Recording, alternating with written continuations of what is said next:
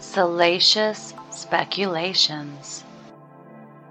Sam and I have decided that we want to do a live stream with everyone, and we want to hear about your theories in regards to what you think happened with Sarah and George that night. There's multiple theories out there, and you guys have put so many in the chat. I cannot keep up with all of them. What we're going to do is a live stream, and you're going to be either allowed to come up on chat, or you have to pre-email me your theory so I can read it online with and you got to put your name of your channel and all that. Email me your theory if you do not want to come up on screen and speak. And I will tell you, as we're pulling these out and inviting people to come up on panel to speak, we're going to choose members first. And that also goes for the ones we'll be reading as well. So just FYI, they get first priority. Should be pretty entertaining, for sure. I mean, if you think about it, it is really interesting. Everybody says, oh, it's cut and dry, but maybe it's not. I mean, we are talking about Sarah. We know that there's only little bitty bits of truth in everything she does. What? It's salacious speculation. Is that what we're going to call them? Inviting everyone to do. We're salacious speculation. Speculations. Yep. All right. So that's what we're going to call the stream. So y'all be on the lookout for it. It looks like Monday's the day y'all want to do it. What's your theory? We want to know. Salacious speculations. Hey, boonies. How you doing? It's Carrie and Sam.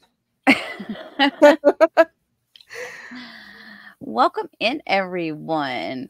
All right, the chat's been going off for the last hour, it looks like. These people. I see. Hi, guys. It's nice to see everybody. Y'all have lost y'all's dang minds. All right, I want to remind everybody that the first thing we're going to do is request people to come up on stream and tell us their speculation, okay? Then we're going to get into some written ones. But we're going to start with the members first, and then we'll move on. I think we're going to have plenty of time for everybody, so don't worry. All right, let's go. Lesonator, how you doing? I haven't seen you in a while, honey. Okay. First things first. Who here wants to come up right now? Thank you, Doris Ann, for becoming a member.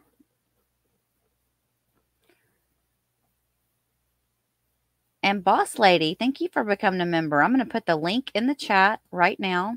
Boss Lady says she has a theory. Do you want to come up? Oh, let's start out with her. I don't know. She needs to respond. All right. If you want to come up, just go ahead and click that link, and then it'll let me add so many people at one time. I'm not going to add, and I might have you sitting in the background waiting. So don't freak out if I don't add you up right away. Okay. So we're going to do, I only want to have one person up with us. It's already hard enough talking with two people, but to have a third, it's a little bit more difficult. So we're going to do one person up on screen at a time with you guys. Yes. Welcome aboard to the newbies. Rebecca Finch says she sent hers in. I've got you. I do. I have Rebecca's. I tell you what we'll do. While we're waiting for someone to come up, I'll go ahead and I'll read Rebecca's real quick. I have to find it. So I had put up some already for you guys on a thing here. Let me see if I've got yours up here, Rebecca. I'll try not to put everybody's email address in here up on screen. That's Carolina. Seashore. Jean R. Who's that? Bev M. Helene. Lara. Rebecca. I've got yours right here.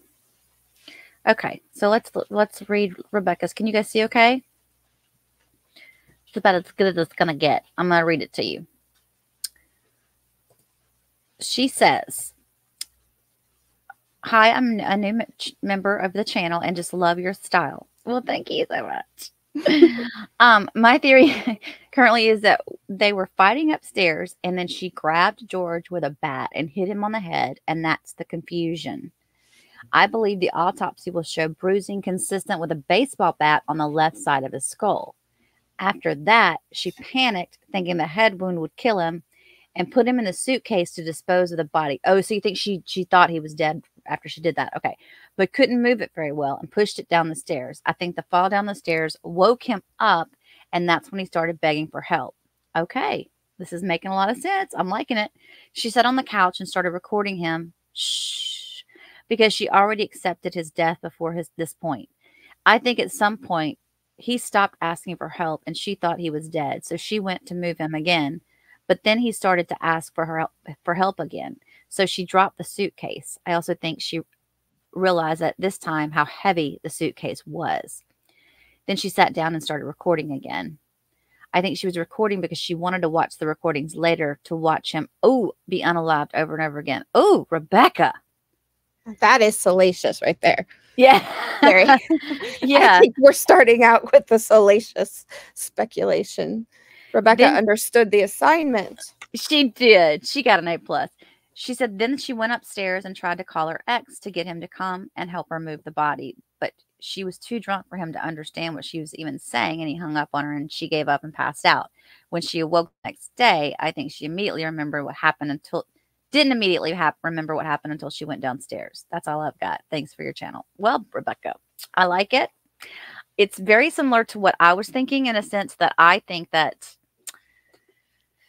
he either got into the suitcase, they were kidding around, and he got into the suitcase upstairs. And I believe that he was in the suitcase when it went down the stairs. That's my part of it that I believe. The bat, I just don't know yet. I don't know yet. So, let's see. What do you think, Sam? I'm voting no on the bat because I don't think that there's evidence to. Well, I guess I'm thinking about her hitting him hard enough that it would split his head open. Yeah, you probably shouldn't ask me because all I do is read about violent crime all day long. But I do think that he did go down the stairs in the suitcase. I will say that. Yeah, Sonata, they did take the bat in as evidence, but I mean, if there'd have been any other kind of weapon there, they would have taken it too. So I just don't know if it really had anything to do with it, or they were just speculating and thinking, well, we need to just go ahead and get this just in case. I mean, to cover all of their bases on the investigation. Yep. So, thank you, Route Irish. Rebecca. Yes, thank you, Rebecca, so much, and thank you for being a member.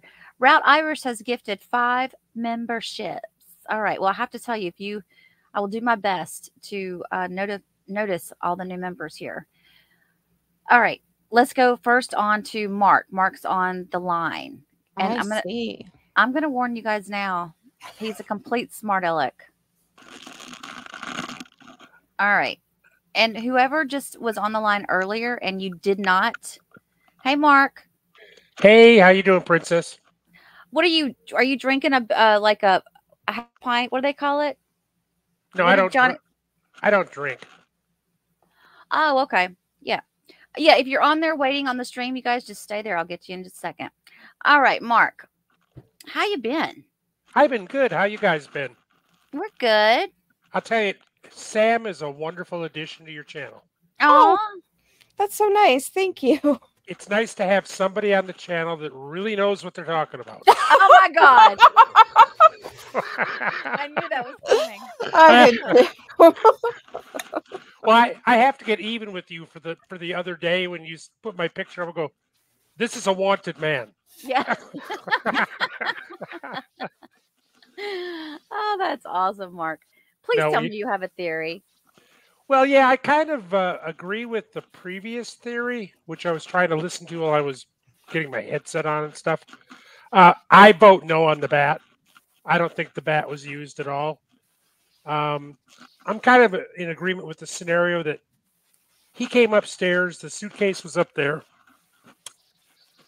She probably said, okay, it's your turn to hide. Why don't you see if you can get in the suitcase? Which the idiot did. I mean, the wonderful guy did.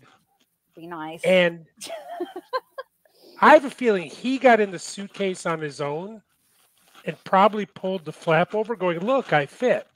Right. That's what I'm thinking. And she went, "Well, let's make sure." Zip. And Yep. then the devil horns came out. Then I think, based on the witness or the neighbor that said they heard banging, I think she either pushed the suitcase down the steps or more likely probably dragged it down. Okay. Because I think his injuries would have been a lot more severe if he would have rolled all the way down the stairs. Really? It's carpeted. Yeah, and I don't recall seeing a lot of detail on his injuries, but there were, as I remember, abrasions and some cuts. Yeah, I could pull those up probably and show you guys. But I'm thinking if you went tumbling down, an entire flight of stairs, you're going to get really hurt. Yeah, but he's in a fetal position, and the way that his body is. Yeah, it's possible. I don't know. I'm kind of on the fence on that one. But somehow he started off upstairs, ended up downstairs. One thing I keep looking at is the suitcase is upside down. In one of them it is, and another one it's not. I asked Carrie about that too, Mark, because I thought maybe it was upside down from being tumbling down the stairs. That was my thought. Was too far away. She did the crime scene diagram. She could do my job better than I do my job. Yeah, see, I'm thinking, looking at the diagram, if he really would have been tumbled all the way down the steps, I think he would have had more injuries, like on his face, although he does have some abrasions there. Yeah. All along his back, underneath his arm. Because I don't know if y'all remember, I showed y'all a picture of somebody, like if you're in a fetal position, you pull your arms forward, right? So then that area underneath your arm that's usually protected by your arm is exposed then. And he had some bruising in that area on the left side. He's got some strange bruising. I don't know. I have always felt like he went down the stairs in the suitcase. Well, what I find out, I don't think we know, we know he was in a fetal position, but was he on his side in the suitcase, or was he laying on his back in the suitcase? Like with his legs or his back. I think he would have to have been on his side, no? But yeah, he would have had to. I mean, even though it was... You would think. You would think, yeah. And if that's the case, where'd all the yellow stuff on his back come from? Because his back there would have been a lot of empty space between his back and the suitcase itself. Yeah, and don't forget suitcases too. Usually at the bottom of them, they have like little bars. Sometimes some of them do. They have little bars on the bottom. I tried to find that exact suitcase and I couldn't. I looked all over line to see if I could get it. Yeah, I've got one sort of like that, and it's got the built-in handle. So on the on the back of the suitcase, the side opposite the zipper flap, it's solid. There's like solid plastic for that handle assembly to slide into. Oh, that's a good point. So that could be where the injuries on the back came from. But that would put him laying on his back with his like knees and legs up against the flap. I don't know. Well, is that all you have for us? That's it. Is that it? That's it? That's all you brought to the table. Thank you, Mark. Do you want me to give me a nice compliment, Carrie? Do you want me to start over? No, we appreciate your comments, and I agree with you. I think we know he went down the steps. We just don't know how he went down the steps. She could, y'all. What if she didn't even do it with the bat? What if he was standing at the edge of the steps and she pushed him down them? I mean, that could have happened too. The bat may not have still been involved in it, but he went down the steps, and when he did, he was all messed up, and she's like, "Oh my God," she thought he was dead or something. Yeah, no, I'm convinced that he got in the suitcase upstairs. All right, I forgot to put a timer on Mark. So, Mark, I'm going to have to set my timer for the next person. I apologize. Mark, well, then hey, I want to say thank you. I'll shut up and I'll go shut up and watch my other favorite channel. I'm going to, if I could reach through my microphone right now. No, what I wanted to tell you was I wanted to say something very nice to you. If you just have just a moment to shut up and listen. Your time is up. You're on mute. Yeah, yeah, I could meet you if I wanted to.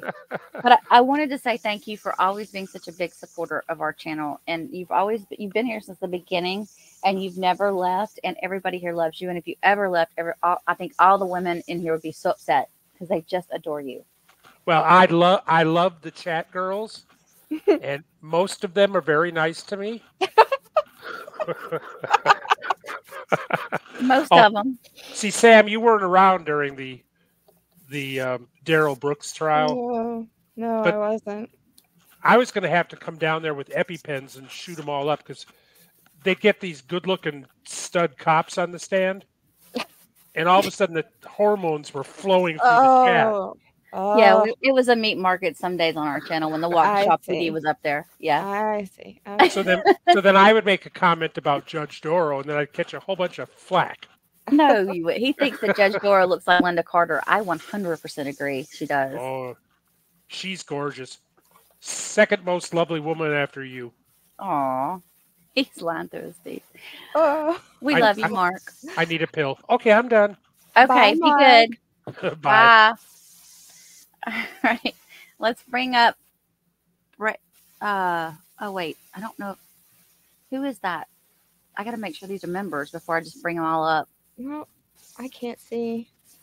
Kooky. Is Kooky a member? Hang on, you guys. I'm trying to see who you are in the AJ chat. McCleary is a member. I'm honestly not sure though. AJ? Hey, AJ. You're on. Are you there? Hey. How are you? Can you hear me? Good. How are you? We can hear you loud and clear, Mama. Awesome. I am the boss lady. It's just my real name that came up. Okay. Oh, okay. So yes, I'm a brand new member. Actually, I'm fairly new to your channel and just freaking loving it. Oh, awesome. Thank you. You guys are hilarious and spot on. Oh my God. You say what I'm thinking all the time. It's absolutely awesome. That either means that we're both crazy, or because I always thought I was crazy, but now you're crazy too. Oh yeah. Yeah. Oh girl, I've been crazy for years. Come on now. It's a way to get through This life. is not new. I've been crazy for years. This is not new. And I'm proud of it, let me tell you. Ozzy says you sound like a boss lady. Well, thank you very much. You sound in control, and in charge. Yeah, well, I kind of am. I'm older, I'll tell you that. I am the boss lady on TikTok, and my husband is Gucci Boomer, and he's got 1 million followers. Oh, wow. Yeah, so we do a lot of stuff on TikTok. He's mad TikTok famous. Me, not so much, but I get mad respect. Oh, okay. So, all right. So anyway, I'm going to start your 3 minutes now because it's hard. I hate cutting everybody short because it's the first time I talked to so many of you guys. Okay. I'm going to start your 3 minute timer now, and we want to hear your theory. I'm going to be real quick, short and sweet. The same theory I have had since day freaking one. They were screwing around. She got pissy because we know she gets pissy when she gets drunk. Clearly, she was S-faced. I mean, that was not wine. That was vodka. Come on, people. There's no way. And she just said, hey, why don't you go crawl up in that suitcase? Him being a little guy, being like, yeah, I'm game. What the hell? She zipped him up. It was upstairs. Kicked him down the stairs, which is how he got all those damn bruises and cuts. But it didn't kill him. Or wait a minute. Or my other theory is when he wasn't looking, she clocked him in the head with that bat. Just enough to make him, sit there and go, WTF, and for her to shove him in the suitcase and zip it up. Then kick him down the stairs and go, now what are you going to do? Well, I could see her not hitting him in the head with the bat. I could see her hitting him in the back with the bat. Could be. And he could have gotten that massive lump on his head from the steps. Yeah. But I don't know. see where you're going with that. Yeah. Honestly, you know, I really do think it was the bat. Do you think that's how she? Okay, voting bat. I'm What's keeping that? track. I'm keeping track. So you're voting bat. You're the first person so far. I am. I think she hit him with the bat hard enough, or just enough in the right place, or whatever, to catch him off guard, and then shove him in the suitcase and zip it up before he was able to think what just happened. Okay, but what do you think about? Yeah, but what do you think about the next morning, like after he was already in the suitcase, after he was begging? What do you think she did there? Because that's also what I want to hear about from you guys. Oh, I think she knew. But she didn't know what to do. So she went outside. She drank some more. She smoked some more. She called Brian her savior. Because, I mean, she, you know, her telling the cops, I didn't know what to do, that's BS. She had no problem calling 911 before. So, yeah, she was trying to hide it. She was trying to hide it, and she wanted Brian to help her, because who comes to her rescue all the freaking time? Brian. Yes, ma'am. And this time he wouldn't do it. And you know what? Oh, there's my timer. Okay. Nice to meet you, boss lady. It was nice to meet you. I want to, boss lady, I'm going to take you down. I'm going to say something in regards to what you just said. I had a thought about that. I was like, you know what? Why didn't she, any other time, she had no problem calling law enforcement, just like that. She'd call. I think sometimes she was bored and she'd call. I swear I do. Two things, Carrie. Can you take down the banner so our chatters can see who our guest is? And also, do you know how to put up a poll? You have to do it if you have to be in YouTube to do it. You can't be in here to do it. Oh, okay. Mark, I'm just going to keep track on my phone. Hello, who do we have now? Cookie? Not yet. I want to look at one more thing really quick. I want to look at this comment that we have here from Miss Mandy Strong. She said that Sarah used this isn't her theory, but she made a comment I want to talk about. She said Sarah used his alcohol addiction to lure him back every time. Sarah had the alimony, alcohol money. George was Sarah's do boy. She would send George on foot to get the alcohol when George was gone. Well, actually, it was probably on bicycle.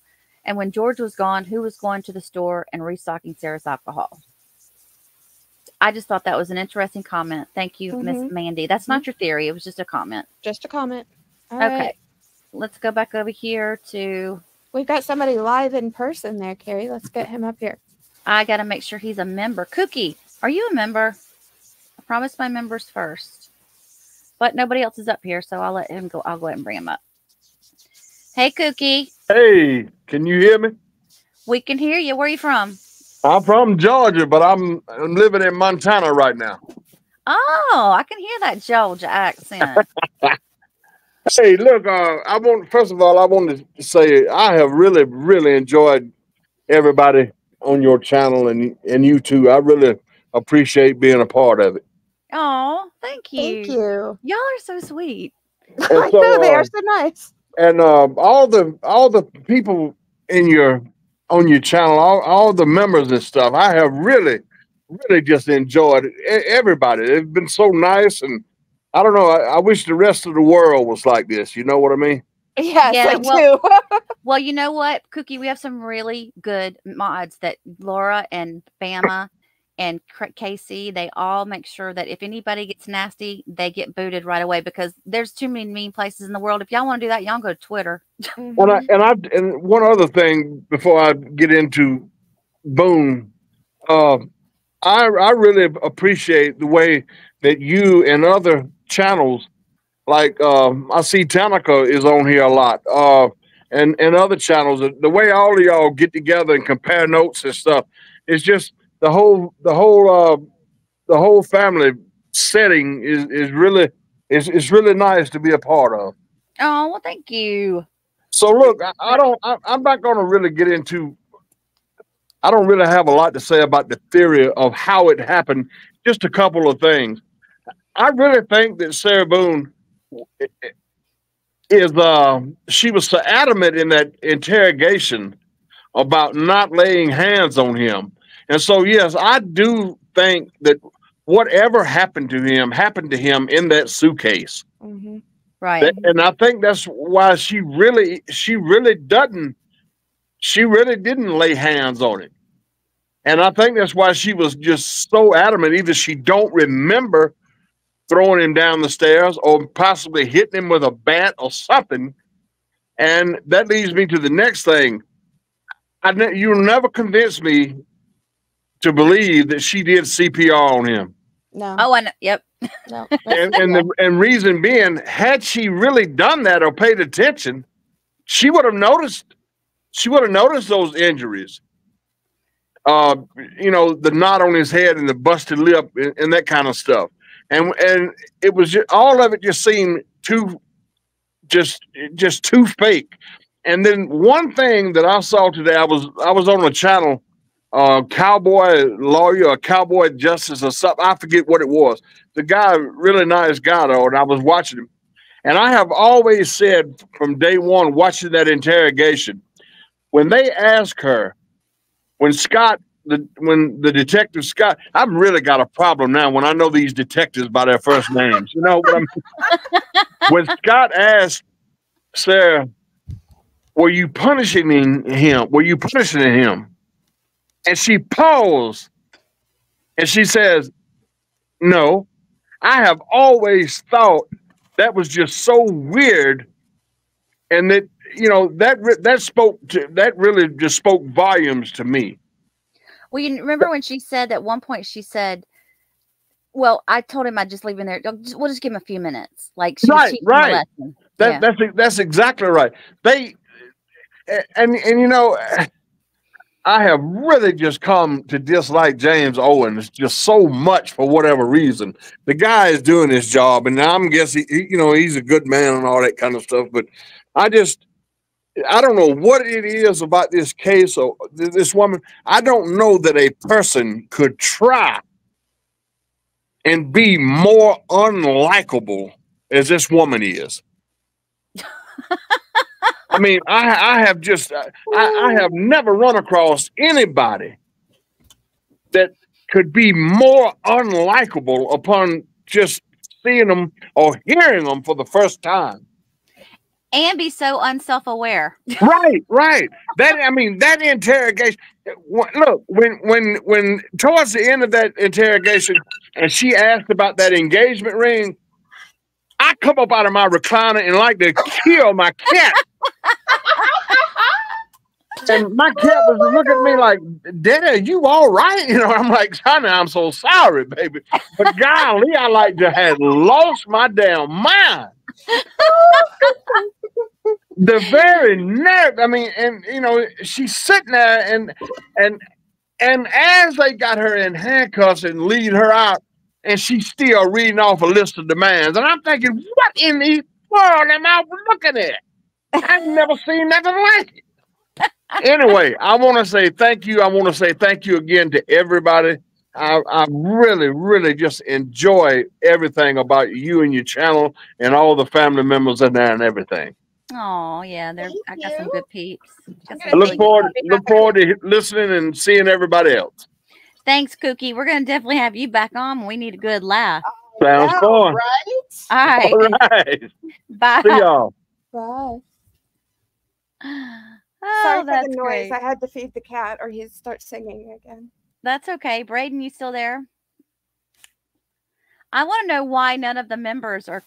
I should have known, you guys. I should have known. Oh, Mark, thank you. Mark did some more memberships. I want to know why my members never want to come up. Chance to shine. Come on. Braden, are you there? Am I saying it right? Braden? It's Braden. I'm here. Hi. How are you? First off, I was about to change a newborn's diaper and then got called up, so I handed her to my wife. Oh, how convenient. How convenient, yes. That timing. Yes. Yes. So good job on you guys. But no, not much to say other than one, you guys are great. Love the channel. Big fan. Secondly, and if I'm just wildly out of the loop here, make fun of me later. But has there ever been any proof that she actually woke up at noon or whatever, and she wasn't just constantly going down to check and see if he had expired? No, there's And No. because that's kind of been my thought, is like that she's off and on just running down and listening to him agonizing and then going back upstairs, taking a couple of tugs off of the bottle and playing Pappy Jump and then going back down to see if he's done yet. Yeah, going in and outside with the dog, smoking out on the patio. Yeah, that's the one thing. Freaking out, trying to figure out. I thought that too. I'm like, what if she never went to bed? I think she had to have passed out. But how do you stay upstairs with dogs? I don't have dogs. I have the singing cat. So how are you upstairs for 12 hours with dogs that don't have to go to the bathroom? Either she had, like somebody said, she had pee pads down for them, or they were peeing in the house. I mean, they have to go. They can only hold it so long, bless their little hearts. Agreed. And the other thing is just in regards to the CPR situation, she was, what I felt was, I don't know how many people have actually done CPR on somebody who's either functionally dead or about to be dead, but they typically gurgle.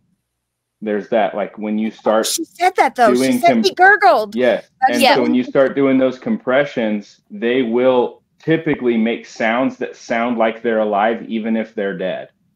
And that was her reaction was not fake. It was genuine. She freaked the heck out. Oh yeah. That was her first time doing CPR. Had she done compressions at any point previous to that moment, that would have happened, and that would have been a much less shocking experience. Just my 2 cents. I need totally to know, bat or no bat? Where's your stance on the bat? I'm neutral on the bat. I think I feel more strongly about the stairs than I do about the bat. All right. New Thank category. You guys so much. Neutral on the bat. Thank you. I'm gonna go change a diaper now. Okay. Thank you. Have fun with that. No, I know you are. I know you're enjoying it. Thanks, Aiden. Bye. Okay, give me a minute, Alan. I'm gonna bring you up in just a second. I need to do a members thing though. We need to do a couple of these because I did, got to give our members some shout outs. So let's see what we got here. Alan Abshire, I'm registering your no bat vote. I've got one here from Ashley Kane. And Ashley said, I'm sorry, but I think she put him in a suitcase upstairs and threw him down the stairs. That is what the huge noise was from. I think she's honestly where he got I think that's honestly where he got the injuries from. And then she decided to flip him back over. However, she left the suitcase. And then she sat back and did her little video. And the rest is all in her words and her actions. Well said. Well said, Ashley. Yep, right. I agree. I'm on board with that. Then Gene P has a theory. Gene P says that Sarah was accusing George of cheating on her, which, yeah, that's true. She was at one point. But we know that's impossible because she tracks his every waking moment.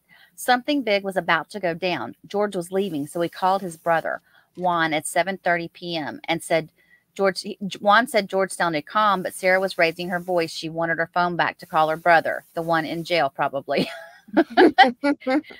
I think George was trying to sober up, and Sarah didn't like that as he's leaving her crazy arse and was packing up the suitcase. I think that's a really good point because I thought about anytime she was giving somebody else attention, she didn't like it.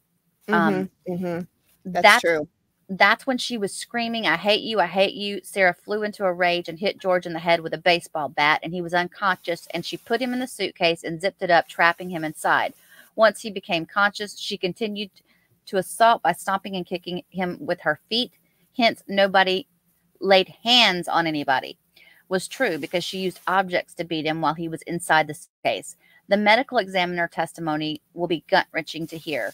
I wonder why the toxicology report says what it says. I'm curious if there was an alcohol from that day. Sarah paced for hours thinking of a story to tell, but it doesn't make sense it's because she was suffering from battered spouse syndrome, because she initially said it was an accident because she went upstairs and fell asleep. I think she's saying it doesn't make sense that she's suffering from battered spouse is what she's saying. I probably read that wrong. Or was it she passed out? Is she going to say, I called Brian at 11:46 p.m. for a 2-minute conversation, but he told me just to go to bed, so I did? I have a feeling Sarah told Brian that George beat her up again and she put him in the suitcase. What should I do? Will you help me, Brian? I think she was trying to suck Brian into the crime, but he wasn't having it. When she slammed it against the platform halfway down the staircase wall, and Sarah kicked it so hard the neighbors could hear everything. So, yeah, that's that on that one. Jean, I'm liking your theory. What do y'all think? I think Sarah was entirely too drunk to not have passed out. And you heard her, she was all garbled. She wasn't even making sense there when on one of the recordings. So I can't give a whole lot of credence to her having a lot of functionality. You know, she could barely speak. Yeah, exactly. I mean, I still don't know what those words were that she said. I kept trying to replay them, and I put them in captions and everything, and it was hard. Yeah, it doesn't make sense. Steven, there's another one of my OGs. Thank you so much, Steven. Thank you. Did you have a theory that you wanted to put up on the come up and talk? I'm going to put the link in one more time. We've got Miss Allen. She's been waiting so patiently. I'm going to bring her up. Let's bring her on. I'm putting the link in right now. So you guys, once you get on, you're going to have to wait for a few minutes. Oh, she's gone now. Where'd she go? Oh, no. Come back up, girl. Come back up. We made her wait too long. She got scared. Yeah. She's calling me Alan, and that's not my name. It's spelled Allyn, and it's a female. There she is. Aylin. No, it's Alan. It is Alan. Right. It is Alan. Hello, Boonies. Hey. Okay, I've got so many theories, and I don't know what my time limit is, so I gotta hurry. Start your timer. Also from Georgia. You got 3 minutes. I love all these Southern people on here. Okay, I am Team No Bat. I think the suitcase frame and the stairs did the damage, did whatever his injuries were. I also agree with you. I think that Brian brought her alcohol the next morning, and she knew she could not call 911 until she had at least one drink.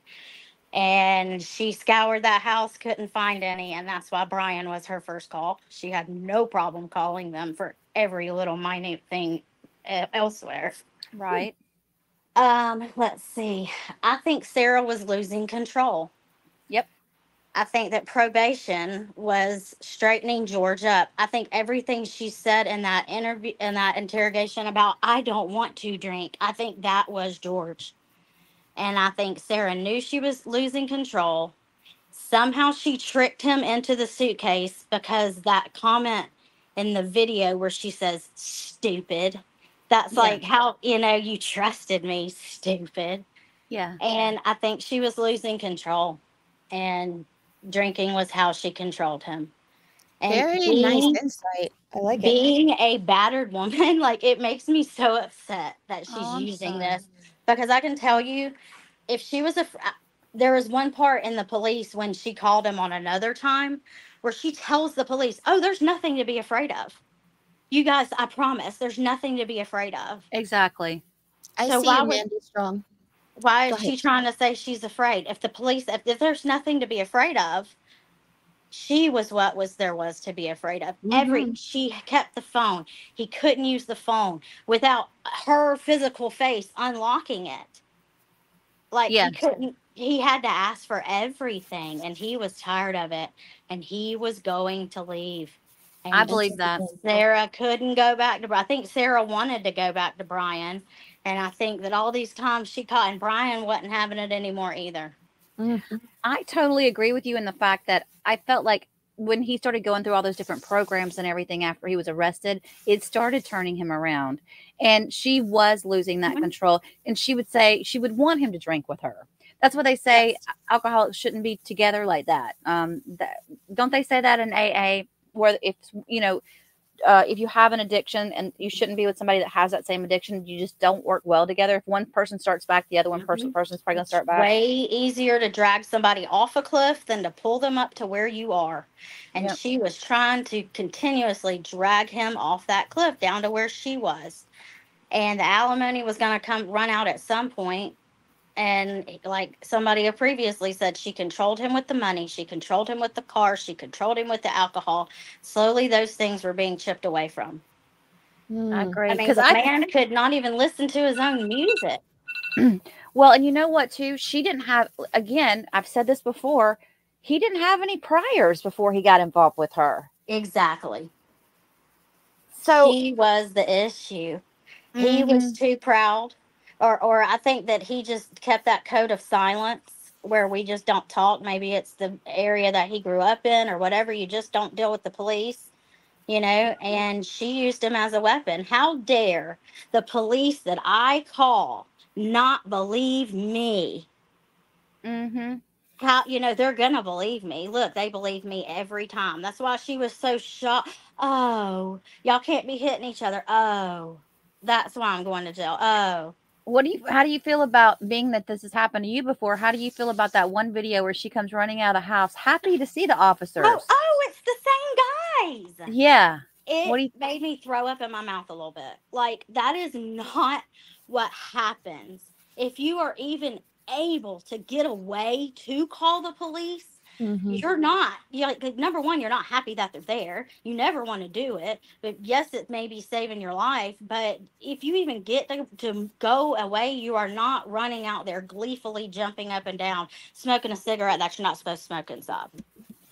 Yeah, exactly. Which messed up one of my theories about her having to go downstairs and go outside and smoke a cigarette that morning. But yeah. All right. Well, you've been awesome. Thank you so much. Come back anytime. I'm hoping to win one of Mark's free memberships, but I had to get off of YouTube to get back on here. Oh, well, listen, when they give out the memberships, everybody, YouTube picks who gets them. It's not us. So I hope good luck to all y'all. I'm just crossing my fingers because single mom and I'm broke. So every penny has to go to food around here. But y'all have a good night. And thank you so much. That guy before was so right. You've built such a great community. You have such smart commentary. Sam, you're a great addition. Everybody here has such good comments. You keep it clean. Thank you. Thank you. Thank you. Appreciate you. All right. All right. Bye-bye. That was sweet. I've got a letter from Ozzy, an email from Ozzy. Let me find him. I've been told that there have been some new theories emailed in recently, and they need to be read dramatically. Okay, they're gonna have to wait because these came in first. Okay. Let's see. Hi, I'm Aussie bloke, Craig. I'm not sure you should try that one. I'm not going to do the accent. I promise you guys I'm not. Let me share this email with y'all. It's a long one. Oh, wow. And I kind of, you know what? I can tell by the way he chats. I should figure it's going to be a long one if it's Oz. Let's see. He's a chatty bloke, he is. All right. As the night began around 4 p.m. Oh, my God. George and Sarah were supposedly painting and doing puzzles. I've seen no actual evidence of this, but surely Sarah would not say that and say there were puzzles inside to the officers if there were none. Sarah and George were in the apartment. They consumed 2 or 3 bottles of wine and who knows what else. They were probably arguing at some point, likely after 8 p.m., as that would be after George tried to call his 2 daughters several times. I think they were upstairs and the suitcase was downstairs or was taken downstairs at some point in the evening. The argument escalated at around 10:30 to 11 p.m. Or 11:10 p.m. And this is the time the neighbors heard the loud crashing down the stairs. And the argument became very heated. Sarah was not in control of George at this point. Sarah, not being in control as well as being drunk, could not handle that fact. She needs control. We all agree on that. We have all seen that in her. She had gotten very angry, and the argument at some point around this time was happening at the top of the stairs. George likely said, "I've had enough," and went to walk away. At that very moment, sometime between 10:30 and 11:10 p.m., Sarah snapped and pushed him down the stairs, causing all of his injuries. I believe it was closer to just around 11 p.m. as the first video was recorded at 11:12 p.m. It is possible she hit him with some blunt instrument, but I am unsure about that. His head injury could be from the stairs or from a weapon, but either way, George went flying down the stairs. After George was pushed down the stairs, George was laying on the ground at the bottom of the stairs. Sarah walked down and saw the suitcase. She got the suitcase, brought it to where George was on the floor, and put him into the suitcase. All she had to do was put the suitcase next to him and roll him into it.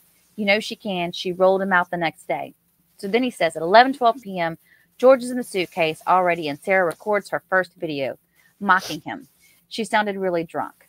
Okay, we know. I'm going to skip a little bit odds because you're getting into some stuff we already know about. Okay, at some point after this, I do not think it was planned. He says, I do not think it was planned, as I think she was never trying to kill him. She just wanted to punish him. I agree with you there. To give him 5 minutes or so. Yep. And at some point after this, before 11:23 p.m., she flipped the suitcase over. I don't know why, perhaps to make it harder for him to get out. The zipper was broken, and she had to use a paperclip to unzip it. So she must have known it would be hard for him to get out, if not impossible. At 11:23 p.m., Sarah records her second video, mocking George while he begged her for his life, and she ignored him and laughed. Sometime in the next few minutes, Sarah was annoyed with him, and she had no compassion for his pleas. She decided to leave him and go upstairs at 11:46 p.m. Sarah then called Brian. After their conversation, Sarah, being really drunk, fell asleep and forgot to let George out. Even if she had remembered, it may have already been too late at that point. You do not last very long with limited or no oxygen. Sarah must have been on the bed while calling Brian, but either way, she fell asleep without going to check on George or let him out. The next morning, she woke up to Brian calling her. I don't know if she called Brian and had him come over first, as he had stated, but before her phone call, because her phone records do show that she was accepting calls from and making calls to Brian up to 12:48 p.m. on February the 24th, and Sarah's phone records do not show a call to 911 that I can see. So I am a little confused about the next day details, but for the most part, that's what he says. And he says that once that happened, Sarah pretended to do CPR, but never really actually did it. I think when she started to do it and he made that noise, she was like, ah, and she backed up and was like, no, I'm not going to do it now, you know? I agree. She kept saying, he's purple. Yeah, he's purple. Good Lord. Okay, let me go to the next person. Thanks for the essay, Ozzy. Yeah. Thank you so much, Ozzy. That was good. That was a nice one. All right, so this one is kind of a play off of, oh, I lost my little share screen thing. This one is kind of a member's comment off of another viewer, so I wanted to read it. And it says, I feel like Sarah was untreated, undiagnosed, postpartum, and decided to deal with it with alcohol and partying. This is my uneducated opinion based upon what Brian Boone had stated about their life before and after Sarah having Lucas. This is that was Bethany. So Judith Williams, who's a member, replied back, I agree. I've thought that for a while. I was a blackout. I don't know if I should be reading this out loud, but I guess it's okay. So she said that she was a drinker too at some point. And she said she's quite the she seems like Sarah's quite the lightweight, self-medicating. I saw her Facebook, her and Brian, and their home was lovely. They looked happy. We had a case here in New Zealand. Oh, New Zealand, where she unalived her 3 daughters. It was terrible. Sarah's been sober for a few years now. I think that's why she asked for a neuropsychologist or whatever it was. She knows something is wrong, but going to George to feel superior to him and unaliving him. She needs jail. Okay. Anyway, I just thought that was interesting. Do we have anybody that is in the chat live right now waiting to come up? I am not. Mark has zipped himself into a suitcase and is asking for help. Is he really? Yeah. Leave him in there. I'm just kidding. That is horrible. Mark, you are you're off the chain. Somebody gave a big super chat and I've lost them. I'm sorry. I don't know how to work the controls. I'm not allowed to push buttons. That's okay. It was JPC. Thank you, Cookie, for your super chat, honey. JPC said, "Oh yeah, it was JPC. Sorry, yes. What were you dealing with grandbabies? You couldn't get that to me quicker, JPC. We've only been advertising this for 2 weeks. I'm just kidding. I'm just kidding. All right, I'll get to it, and I will read it dramatically. I promise. Thank you so much for the super chat, honey. I appreciate you. JPC has been around for a long time, and she's helped me out tremendously because she did a lot of video work. She taught some stuff, and she taught me how to work with music in the background of my video. Oh, Oh, nice. I'm still learning, but I'm not allowed to on. touch the buttons because I break things. Yeah, we don't let her touch anything. No, I'm not allowed to touch anything. I love myself, PhD, who is also, I think, fan lady, if I'm not mistaken. All right. She said that I honestly think that she recorded the videos with the intention of showing him. No doubt there's a zillion things wrong about all that. I agree. You know, because sometimes you'll do something to somebody like my brother-in-law, y'all, at Christmas Eve. They got wasted. And I've never seen him like that. He came home, he was sick. And of course, what am I going to do while my sister's taking care of him? I'm getting the video thing out and I'm going to record him on my phone. Of course I am. And so it was like, I'm showing him this to him later. And I told him, I said, before I showed it to anybody else, I wanted to show it to him and say, do you mind if I show it to somebody? But I did. I wanted him to see it. I was recording it for him. But this makes the perfect point. Was she recording it to say, see what I can do to you? See how I can control you? And so fan lady goes on to say, I'm just saying, in her warped mind, I think she thought she would be showing him. I think she likely passed out drunk right there on the couch and never went upstairs. That's a good point. Some people, you're not the only first person who said that. Also, I definitely believe that Brienne was still simping for Sarah. Oh, Brian. I do have questions, though, about the 2-minute phone call with Sarah the night up. Part of me thinks he was protecting her and him for some reason or in some way. I can't put my finger on it. I just think that he thought she was just drunk and because she was so hard to understand, he couldn't get a grasp on it. What do you think, Sam? Yeah, I guess the part that makes it flagged, if you will, is that he deleted it.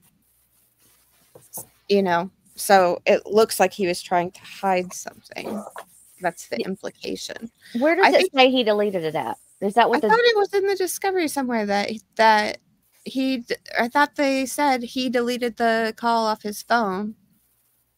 I wonder if he freaked out and thought she did call me and tell me he was in the suitcase or was unalived and I ignored it. Maybe he felt like he could get in trouble. I do think there's a possibility that she called him and said something that I could be wrong, guys. Mandy, everybody, I could be wrong. Could be me mixing up cases. I think that Sarah probably called him, but I doubt she was coherent. So he probably just thought it was another drunken night and hung up the phone. I'm thinking that too. It's like and even if he did understand what she was saying, he's like, yeah, whatever, Sarah. Can you imagine I have to deal with that all the time? Yeah, no, I think that would suck. Okay, so Vivs is saying Brian is confronted with the deleted call in his second interview. So I didn't make that up. Okay, good to know. In the second, it was in the interview. Okay. All right. It's I don't know why I stepped over that Yeah, part. that's Ozzy. You're right. Yeah, that's why it triggered me, I guess, because I look at phone records all day long, and people think they've deleted stuff, and guess what? It's still there. Thank you, Mandy Strong, for your super chat. She says, I hope the prosecution knows this case as good as we do. And I think I agree with that. I think the prosecution does. The question is, does the defense? Because I don't think so. Yeah, and as much as I want to talk a little bit about that right now, I'm not going to get off the subject because I know how I am. Mm-hmm. I'll take that road and I won't come back. Okay. Mm-hmm.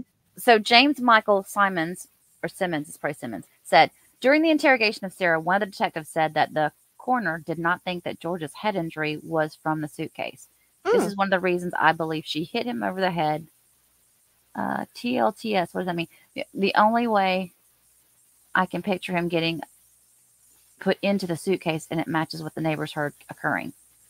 Okay, so you think she hit him over the head with the bat, probably knocked him out. He goes down the staircase. She freaks out thinking he's dead, and she's going to put him in the suitcase to get rid of the body. That's what I'm picking up from this. What do y'all think? Does she say bat? I kind of went into a little. Are you adding the bat on her behalf? I'm adding. I'm ad-libbing. Yes, I am ad-libbing because I'm trying to fill in the gaps here. Gotcha. Yeah, but yeah, I did a little bit. But I just need to add a bat to my note here. Okay. Thank you, James. Thank you for your comment. I appreciate you. And I'm going to put the link in the stream one more time. I don't know what's wrong with you people that you don't want to come up and hang out with us. Why we're nice to everybody. I know. I don't know why they don't want to come up. It's fun to see you guys.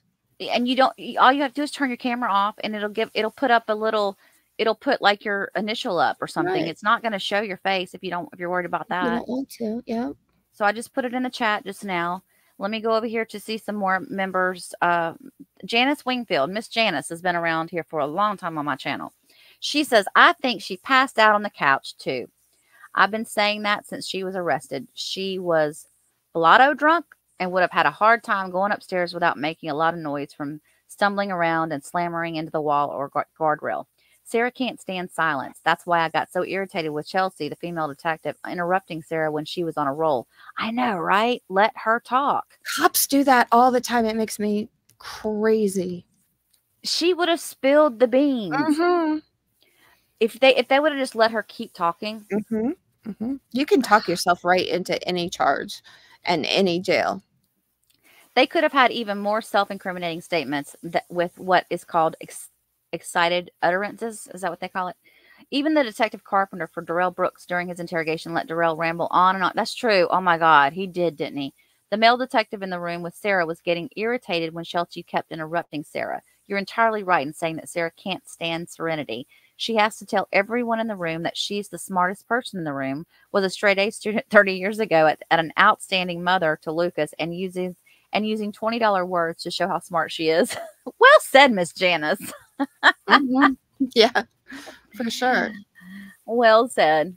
All right. I want some more. Charlene feedback. asked me if there would be blood spatter. If the skin was broken, yeah, you can have DNA. That's why I kind of keep going away from the baseball bat, because I'm thinking about all the crap I see every day, and that there would have been unfortunate things left behind. But there was blood in the suitcase. We know that. I don't know. I just don't know what role the bat played. And if there was DNA evidence there, I haven't seen it come up. Ozzy, I see what you're talking about with the expert thing on the expert, what's it called? Expert panel? What are they called? Behavioral panel.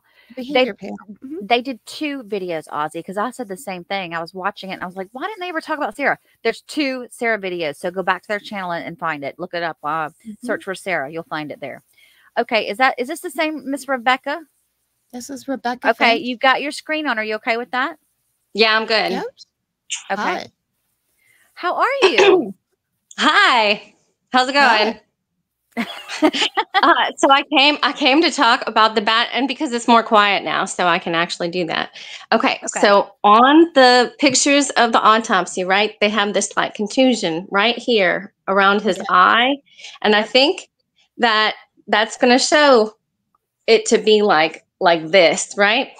Because, and here's the reasons, there's 2 times that they mention the bat. And one of them, they're talking to Brian Boone in that second thing, because they're like doing an interview with him, and they're like talking about a bat with him. And he's like, yeah. And they're like, is it a wooden bat? Oh yeah, it is a wooden bat. But they're the ones mentioning that, right? And so then in the evidence, they have the receipts for the wine, and they listed in evidence this bat. They took that bat into evidence and they have it listed. Why would they take that? So I think what happened is he's got a contusion there. I think he started bleeding, right? And then I think there's going to be blood on that bat. I really think so, because why would they take the bat? Like, of all the things in the world to take, why would they take that into evidence? Why would it be listed? Why would they know it was wooden? Why would they ask Brian Boone about it? Well, right? Because it's the closest thing to a weapon that was there. I mean, I don't know what was there, right? I mean, there's chairs and all kinds of stuff around all over the place. Like, I'm just saying. She could have hit him with a wine bottle, but yeah. Yeah. There's stuff all over the place, but they took that for some reason into evidence. And so that's why I just can't get it all over the fact that they took it into evidence and that they were asking him about it. And that there's this wound, right? That's right on his temple. Because if he got hit on that temple, I think that would have knocked him out at least for a little bit. And that's why I'm stuck on that. Let me add to your theory. If he's standing with his back against the wall and the staircase is on his left-hand side, then That would Okay, I make can hear sense. you. Okay. What'd you say? I said if he's standing with his back against the wall, and so the staircase would be, he's up by the top of the staircase. The staircase is on the left-hand side. She would hit him on that side of the head with the bat that you're talking about. Yeah. Yeah. But they're going to run DNA on that bat. Now, I wonder, Sam, what kind of stuff do you think they could pull off that bat? Well, they would have tried for latent prints, and then it would have gone to the FDLE looking for DNA biologicals. And so, I mean, there was very little physical evidence for them, so the bat would have definitely been tested. You can only submit 5 things to be tested by the FDLE at a time. Oh, yeah, you were saying that. Mm-hmm. Well, thank you, Miss Rebecca. I appreciate you so much for your commentary. And then, for my salacious stuff. So remember how she says that weird stuff, like that is hard to tell? She's like, because I got this, right? So she was like really happy that she was taking that video of him. And I just wanted to point that out, right? There's something about like, whenever she's saying it, she sounds like pleased with herself. Something about having the video. Anyway, I just wanted to point, she seems so incredibly pleased about it while he's actively dying. And the whole boy who cried wolf, I'm kind of like, what else has she done? It was like she was saying, yeah, because I got this. Something else besides just this. I don't know. She said something like, she goes, yeah, because I got this. And you could barely understand what she was saying around that, but you could tell that she said, I got this. I got this. Yeah. Yeah. Anyway. All right. Thanks. Thank you, honey. All right. Bye. I'm going to bring up Laura and Mel together because these two ladies. Hey, Mama. You're on mute, Mel. There. Yeah. It's my lovely hair coming back. Oh, you're beautiful. I'm so glad to finally meet you, Mel. Yeah. Hey, Miss Laura. Hey, guys. All right. Oh, hey, Laura. Hello, all right, Laura, you go first. Oh, I didn't come up here to talk about Salacious. I came yes, you did, Laura. I came up to talk to you about your chat. You've got so many people in here with so many great ideas and suggestions. You guys gotta come up here. I'm watching the chat. There's nothing to be afraid of. You do not have to put your camera on. We're perfect examples of that. I'm seeing everybody saying that they're shy and they're afraid, all that stuff. No, come on up here. It's fun and it's worth it. Yes, it is please fun. Come on. You guys were all asking me for the link, so come on, let's go. Make this your have a picture where your face would be like I do. Yeah, cheers, everybody. So do I. Or share your picture. Share yourself. Come on. It yeah, can't be worse than this. Mel's going through chemo and she's up here. Come on, y'all. I can relate, Mel. I just finished mine. Awesome. So, no, I just wanted to promote it and stop being afraid, guys. There's nothing to be worried about, nothing to be shy about. What's so funny? What's so funny to me about this is the idea came from reading everyone chatting and speculating. So I was like, let's just do a speculation stream. Now here we are giving them the opportunity, and no one wants to talk to us. Hiding behind your keyboard. I'm offended. Yes. I am offended. I'm offended. All right. Thank you, Miss Laura. You're welcome. I'm going to let you guys, I'm going to get out of here so you can have others up. Come on, guys. Get up here. Y'all be nice to Miss Laura in the chat. She's doing a great job. Thank you. Yes, she does. Nice. Oh, I cut her off. I didn't mean to. You there? Okay. Hey, Miss Mel. Hey. Well, I don't have really much anything new that from what's already been said, but I thought I'd pop on in here anyway, just because I got my electricity back on today, so I'm a happy person. How long since the storm? Oh my gosh. How many days was 4 days out. 4 days. And I finally got to take my shower last night, so. Oh, I'm so glad you got your power back. That is just the worst. After the hurricane moves through, did the air get real still?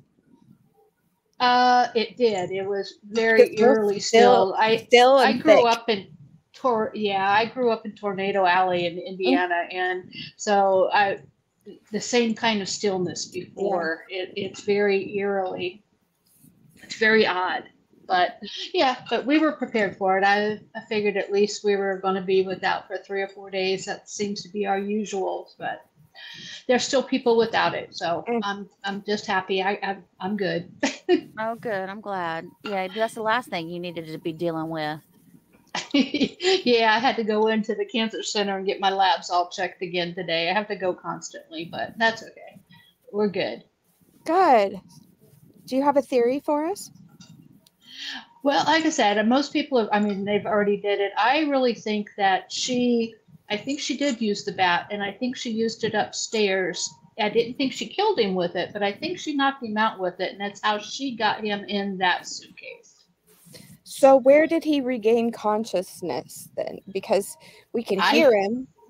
Right. Well, but you didn't hear him upstairs. I think he started getting it coming back to upstairs while he was in there, and that's when she pushed him down the stairs, and then he came to from there. And I think that she sat there taunting him until he didn't say anything anymore. Wow. I think she thinks I do. You think she thought he passed out?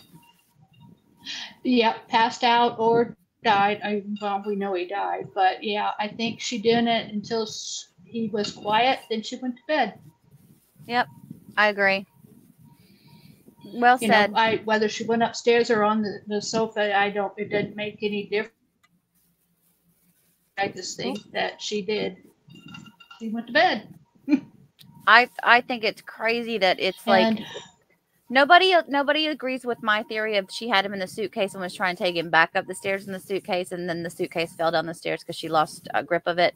But that's okay, because I think that's a long shot too, though. Yeah, she could have been trying to haul it back upstairs, but I don't know. If she wanted to slide down the stairs on George in the suitcase, Sarah's wacky, so who knows? Exactly. Y'all don't. When you're coming into the thing, just stick with me. I'm gonna pull you up as soon as we're done here. Hey, Mel, take care of yourself, Mama. Thanks, dear. Good to see you. It was good to finally talk to you for the first time. I know. I love hearing you in the chat and seeing you in the chat. Oh, well, we know I'm outspoken, but no, we love you. We love you. I'm so glad you're here. Yeah, thank you. Me too. Take care, Mama. All right. Bye. Bye, Sam. Bye. Bye. Well, this is Miss Ashley Nicole. Now, Veronica, where'd you go? I saw you up here earlier, Veronica. You better get back up here, girl. Hey, y'all. Hey, how are you? I'm good. How are you guys? Good. I'm going to start off by saying thank you. Y'all are my body doubles. You keep me company all day at work. I'm replay crew. Not usually here for the lives. So well, glad you're here. And I do the same thing all day. I stream while I'm working on crime. I stream true crime trials in real time. It's for bad. My body double. Yeah, it's really bad. Mm-hmm. Everybody has pretty much covered the theories. The couple things I have to add is I've lived in an upstairs, downstairs townhouse apartment like that. You know the difference between somebody stomping down the steps and something rolling down the steps. So whether that was him in the suitcase or him tumbling, it was one of the two, but you definitely can tell a difference. So when the roommates say something went down the steps, something went down the steps, and it was heavy. Mm-hmm. You just made me think about something. What's that? Okay, remember they said it was a rumbling noise. It shook the walls, right? What's going to shake the walls more? Him standing up and going down the steps, or him being in a suitcase going down the steps? In the suitcase going down the steps. Don't see, I would have said him standing up. I'll see, but were you ever a kid and you used the stairs as a slide? Yeah. Like, that's a more consistent noise than a rolling down the stairs as though you fell.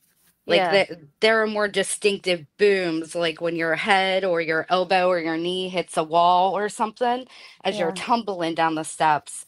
versus the heavy weight is in one confined space and it's just sliding down the stairs. Yeah. Interesting. And okay. I'm sorry, I didn't mean to interrupt you. Go no, ahead. it's okay. I also think battered spouse is complete BS. You side note, you have no idea how hard it is to edit myself because I want to use all the cursey words over here. Battered spouse. She had the phone. He had no way of getting the phone. He had no phone. So he had to go through her. He had to have her permission to call his kids. He had to have her permission to call his family. So who was the one who was cut off and isolated from his family? It and he couldn't wasn't even Sarah. be on the phone with him more than 4 minutes without her having a fit too. And in that fit, the brother said, she's in the background screaming, tell him about how you choked me. Mm-hmm. She is drunk and in a rage about something that had happened the week prior. So she's one of those vindictive people who will bring up every horrible thing that you have ever done wrong just so that she can feel like she's up on her high horse and she has something on you. She always needs somebody to step on Mm-hmm. to have under her. Yeah. Mm-hmm. And then the interrogation when Chelsea leaves and she's sitting there going, nonetheless, I have to live without him. I have to live with this. Mind you. And then Scott says, yeah, mind you. Ugh. When Scott says his daughter's too, and she flips that fucking switch. Sorry. There we go. That's She okay. flips that switch immediately. She goes from the soft, timid to, are you trying to make it worse? Like, it's immediate. That is how manipulative she is. Mm-hmm. I swear her brain stopped growing at 19. I swear it did. But it's just, all of it is complete nonsense. When she calls 911, she gets the lady dispatcher. And when they transfer her over to the male dispatcher, you hear her say, no, don't leave. Who do you think she was talking to in that moment? That's the point when Brian walked out of the apartment and she was trying to get him to stay in there with her. Yeah. She didn't call 911 until he showed up. I know. Right. That's how unconcerned she was with the situation. And everybody is well aware of how easily she can call 911.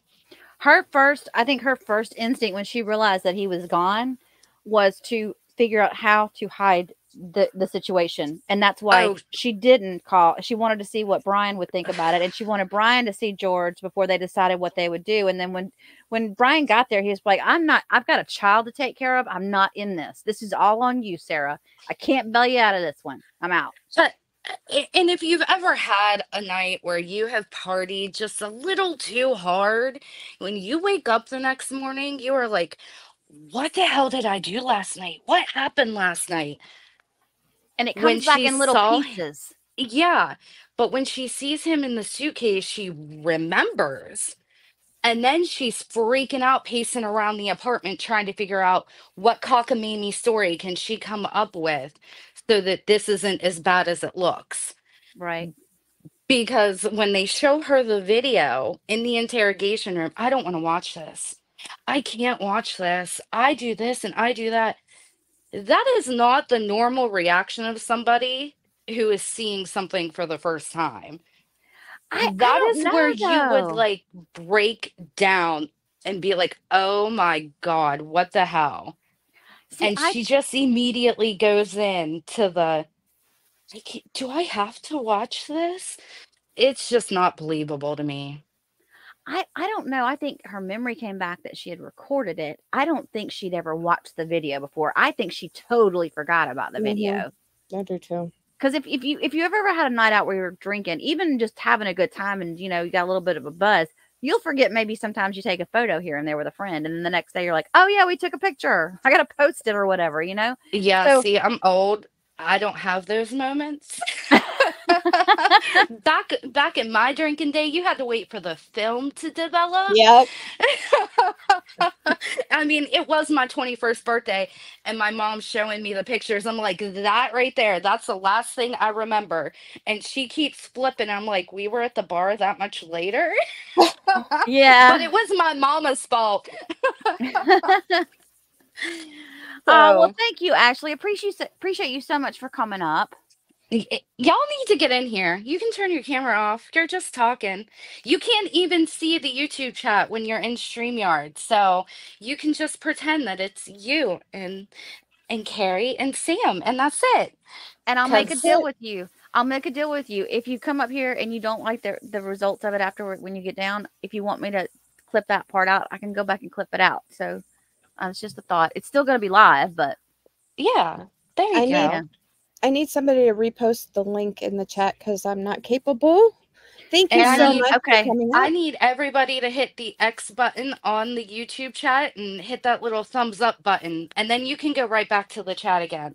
Because we got to get the likes up on this live too, people. Come on. Thank you, Mama. Thanks, ladies. Have a good night. You too. Bye. Okay, the link is back in the chat, you guys. It's right there. I see you, JSS. We said we were just taking members first, so we got to the people who were first. So come on up. All right. I see you, JSFR. Hang on just a second. I want to acknowledge Matt, and I'll take his thing down. Matt, are you saying that you're hiding in a suitcase and that we forgot about you? Are you being funny, or are you throwing out a salacious theory that she just thought he was hiding in the suitcase and she forgot about him? Wouldn't that be crazy if that was all it was? I don't know. Anyway, thank you, Matt, for the super chat. I appreciate you. All right. Now, there's Miss Veronica. Okay, hang on, Veronica. I'm going to bring you up in just a minute. All right. Now, I don't know what to call you because this name that you've got up here. Hello, Carrie. Hey. You can say Froku or Nathan. It's cool. Whichever Nathan. You guys prefer. Froku, Nathan. Yes, okay. ma'am. Yes. So, I don't know if I have any new theories, but I think it's weird how in the suitcase, he sounds kind of lethargic. He sounds kind of, I don't know, it might just be he's drunk, but he sounds kind of hurt also.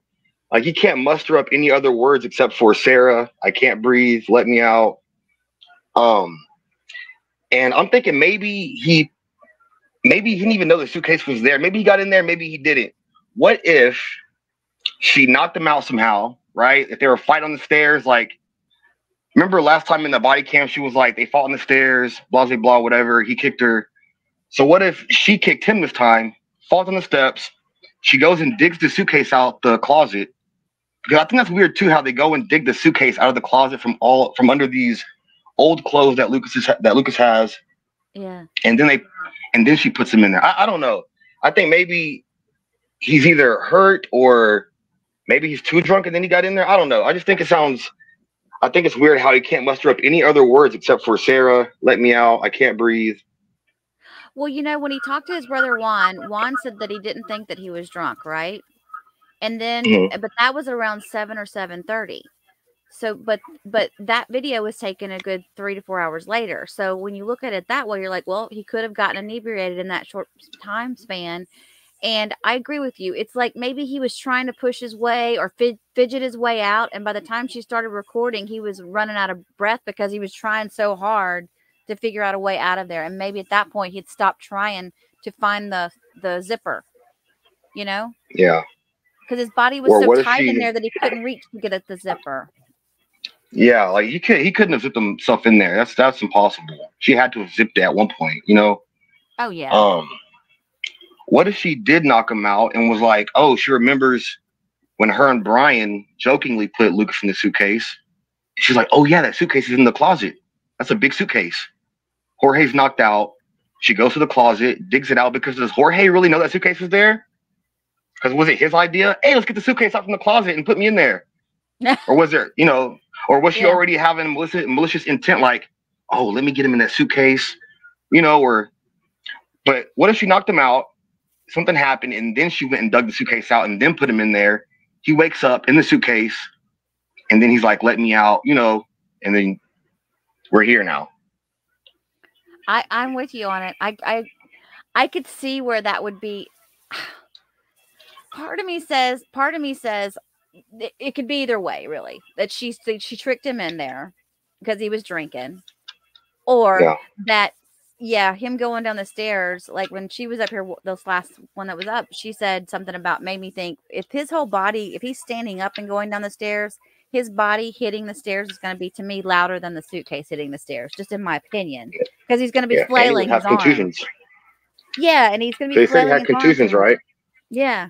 She could have pushed him down the staircase, and he got knocked out from that. Yeah, and then boom, he didn't wake up fast enough, and she's like, "Oh my God!" She panics, goes get the suitcase, puts him in there, calls Brian. I want to know what she talked to Brian about that night. Did Brian say what she wanted to talk about that night? He doesn't remember, because he said usually she's so drunk when she calls like that, he just kind of zones her out because he was asleep and halfway listening. And I could get that, because like there's been times when my sister called me and I'm like half awake. I'm like, I don't know. Yeah. Well, that, and he's probably tired of her, tired of her SHIT. You know what I mean? Yeah, exactly. Probably tired of hearing. He's probably like, yeah, whatever, blah blah blah. Talk your mess. I can't believe he even answers the phone. I mean, if Lucas isn't with her, Right. why does he even answer the phone? Yeah, exactly. Yeah, I mean, he's probably just a real caring person, because he seems like not like a soft guy, but he just seems like very kind-hearted, I guess. Yeah, just like a kind-hearted guy. He just wants everything to be peaceful. You know what I mean? He doesn't want any drama or any kind of, that's the kind of guy I kind of see Brian being. Yeah, there's a demeanor he gives off. I think he got his feelings hurt by her going with George so quickly when they got separated. Oh yeah, definitely. I mean, they're total opposites, right? I mean, he's shorter. Yeah. He's a darker guy, which that doesn't matter. I mean, I'm a darker guy, but he's a shorter, darker guy, and Brian's like, he's a taller, lighter guy. I mean, he's just like, what the hell? I mean, that would throw me for it. That would throw me for a loop if I see. My wife, you know what I mean? My wife is with somebody that's the total opposite of me. Yeah. That would throw me for a loop. I wouldn't understand it one bit. I wouldn't understand it at all. But I think Brian originally, eventually he figured out that she just wanted to party, and that's all it was about, really. Somebody that would party with her. Yeah. Yeah, and it was, yeah. Yeah, and I mean, he Nathan. Was. Oh, yes, ma'am, Carrie. Thank you for having me up here. I appreciate it. Thank you. I'm going to now. Thank you, guys. Now I'm going to know what to call you in the chat if I can remember. Yeah, you can call me Nate. You can call me Nate also. Okay. Well, thank you for coming up, and thank you for waiting so long. Hey, thank you for having me up here. I appreciate it. All right. Be good. All right. See you guys. Bye. All right. He was nice. I like him. Miss Veronica. Miss Veronica. Hello. Yes. Hi. Hi. How are you? Good. Beautiful lady. You're so Thank you. I have a little bit of a cold right now, so I hope you can hear me. Okay. But I have a couple of theories about this. So, in regards to like the postpartum, I don't know if, who knows if she did experience postpartum or not, but I think that her drinking got worse after she had Lucas, because she didn't have the time and the opportunity to go out as much. So it's much more obvious that she had a drinking problem, because before you have kids, you're going out, you're drinking, you're doing whatever you want to do. Then once you're at home and you have that responsibility, and if you can't acclimate your lifestyle to having to stay home with the baby all the time, it's going to be obvious that you probably have a drinking problem, Yeah.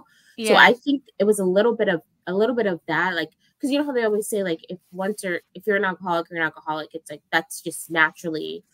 And, like it's innate, like it's part of your makeup. So she's probably always had a drinking problem. But once she had a baby and was supposed to be at home all the time, she couldn't hide it anymore. I also think that I feel for Brian, but I think he's a huge enabler, giving her money, giving her, like, I would have went to court and got 50% or 100% custody and been done. I don't know. I wouldn't have let my child have so many opportunities over there when there's so much DV and things like that going on. But I understand, that's her son's mom, or his son's mom. And then also, I don't know. my opinion on Sarah is like, yeah, she may have borderline personality disorder. She may have some mental health challenges, but I think like some people are just not good people. Like, you know, like there may be some issues there, but like they're just not good people. She just doesn't have a warm, friendly personality. She doesn't know how to function normally. Like, and I that's what I think about Sarah Boone. Yeah, she's it's like she's soulless in a way. Yeah, and I think that's just who she is. Like, you know, just cold and. She looks at her controlling of him because, you know, she says, I took care of him. I helped him. It's like she looked at her controllingness of him as her being there for him. That was the way she was helpful to him. Is this, what is the word I'm looking for?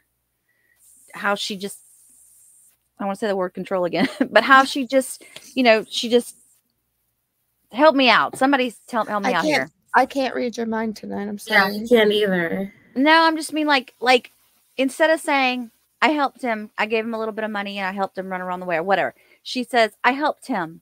I encouraged him. I got him back on this. I had him do this. I had him do that. It's stuff that she made him do. Like, I think she has some sort of like savior complex. Like, yes. She thinks she's so great. Like, yes, but she's also a victim of people not appreciating her enough. Right. Oh, yeah. So it's like that double-sided, but you're exactly right. She's got a savior complex. Yeah, and I think maybe she wants to feel important. So she's like, I did this and I did that, and I'm an exceptional mother, and I'm excel, and I get straight A's, and it's like, I don't know.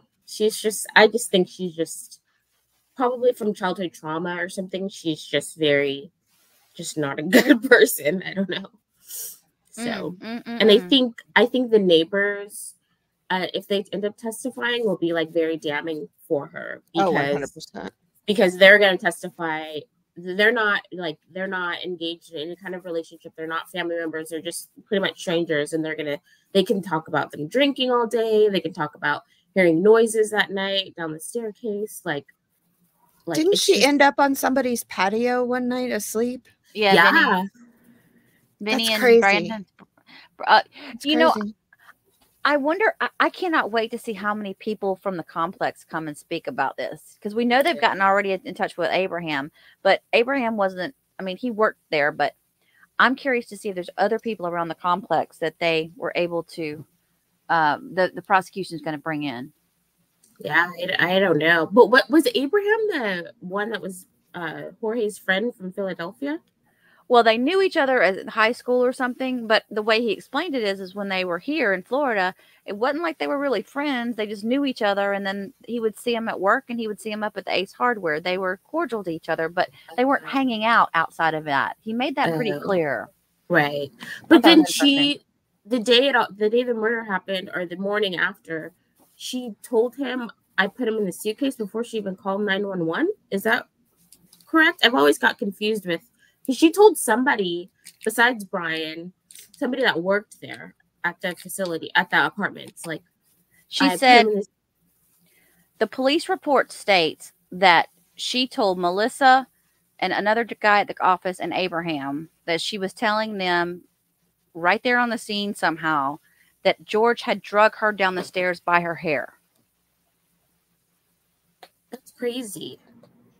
It didn't say anything about them. She shows no remorse for what happened. Like, none. It's just very weird. She's a weird person. Yeah, she is. I don't think she'd go over very well with a jury. She's very Jodi Arias. Very Jodi Arias. I was telling my friend earlier, I think she wants like hair and makeup and stuff to because she thinks she can like sway one of the male jurors, you know, like she's like hot and she can sway them to be on her side because they think she's good looking or something. I really think that. Huh. Yeah, you're probably right. She does think a lot of herself. She does think a lot of herself. Well, yeah, of course. Yes, she is delusional. God, I would love to get a jailhouse informant. I know. I can't wait to hear the phone calls. Like, once those I don't know if they're going to be released after, but I want to hear like who she's been talking to this whole 4 years and things she's been saying, because those will be interesting. I will be, for sure. Thank you, Miss Veronica. You're welcome. Thank you so I love much. you, ladies. You do a great job. You're my morning. I have my morning coffee, and I listen or watch the latest video. So you guys are doing a great job. Oh, thank you. You're Thank welcome. you so much. Hope you feel better. Bye. All right. Thank you. Bye. Bye. Before we pull up the next person, I wanted to address Matthew again. He says, I think she hoped Brian would help her dispose of him. Absolutely right. Yeah. Do you really think she thought he would? I do. I mean, that's so out there. Okay. I mean, it is Florida. We do live in Florida. He bailed her out of everything. So he was just going to make George's dead body go away? You know, I think you may be right. You may be right. Yeah, I mean, she was the only person she trusted Brian not to tell anybody, you know? Well, that's her only person. She didn't have anybody but Brian. Yeah. Craziness. All right, we got Nana on the line. Nana, I'm going to bring you up, but I'm going to ask you not to say anything yet because I got to read this other one really quick from another member, okay? Okay. All right, we've got Helene says, I have written this before, but my theories are, at a time Sarah and George went upstairs still arguing. What happens upstairs could be that George was so tired he was tired of being manipulated by Sarah that after he was talking to his girls and brother, he told Sarah that their relationship was done. Sarah was mad, took the baseball bat and hit him hard. He went down the stairs unconscious, and she put him into the suitcase. As she could lift the suitcase down the stairs, she was still very drunk, so she just passed it down. That was what was heard by the other neighbors. Sarah Boone made the 2 videos, and then she was and is not a BSS victim. George was the victim, not her. Thank you, Helene. All right. Miss Nana. Yes, ma'am. How are you? I am wonderful. How are you? Are you the one that said, this is Teresa, I changed my name to Nana? Yep. Okay. What was your name before Nana? Teresa. It was just Teresa? Teresa Walker. So you're the one that's been around since Darrell? Yeah. Oh, hey, girl. Hey, girl. Because I know we've got a couple of Teresas. Awesome. Yeah, I'm Walker. Okay. I've been around forever. Well, thank you. I appreciate that. No problem. First of all, I think absolutely she thought Brian would help her get rid of the suitcase with him in it. Absolutely. He's enabled her forever. Yeah, that's true. He has enabled her. But I am really struggling with her recording. Jorge's and George, we pronounce it Jorge here, but George is in the suitcase and he literally says, it's not funny anymore. Love, I can't breathe. Baby, I can't breathe, Sarah. It's not funny anymore. So if she had said that, yes, he did. So if she had beat him or pushed him down the stairs, why is he saying all that? I'm struggling with why is he saying baby and love and Sarah, it's not funny anymore. Let me out. Right. I'm struggling with those words of his. Mm-hmm. So that he did get in it. So that he did get in it as a joke. Yeah, I think he did. I think he got in there voluntarily and she zipped him up. And when he was ready to get out, she was like, F you. Yeah. I'm not even thinking that she planned it or anything. It just kind of fell into place and she was like, oh, okay. Exactly. I think it just happened. And then she was like, well, I've got you now. This is what it feels like when you choke me. This is this and this is that. Because he's like, Sarah, baby, it's not funny anymore. I can't breathe. Really? Sarah, love, I can't breathe. I'm not kidding anymore. You know, if she had beat him or anything else, I think he would have sounded a little agitated. Yeah. He wouldn't have been so loving and sweet in there. Right. The timeline is something I've never been able to put together. Like how, where, when, I just can't fit the pieces together in a way that makes sense to me. Because I agree with you. If they'd been fighting, he would have been yelling, "Let me out of here, let me out," and not being so nice and friendly like you're saying. And he doesn't have the injuries that she could have just put him in there by himself and zipped it up. Right. And then him wake up. Because if he would have woke up in there, he would have been going, how'd I get in here? Mm-hmm. What'd you do to me? Right. But he's saying it's not funny anymore. Sarah, babe, I can't breathe. Right. Sarah, love, let me out now. Yeah. I'm really struggling with his words and him being so loving and sweet to her. Yeah. I don't care how narcissistic, and the words you were looking for, Carrie, is she doesn't have a conscience. Mm. She has never felt bad about one thing she's ever done. That's a person that doesn't have a conscience. Yeah, that's true. She doesn't have a conscience about her son and not taking care of him the way she should. She's never felt bad about one thing she's done to anybody, has she? No. My daddy taught me that when I first started dating. He said, if you ever date somebody and they don't have a conscience, run. You know who I would love to speak with? I would love to speak with Brian's parents to hear what they thought about her. Oh, yeah. But she doesn't have a conscience. She laid there and laughed that he couldn't breathe. Ashley, Nicole, I agree with you. I think that a person without a conscience is technically a sociopath. But yeah. If I'm wrong, I know the chat will correct me. But yeah, she doesn't have a conscience. I agree 100%.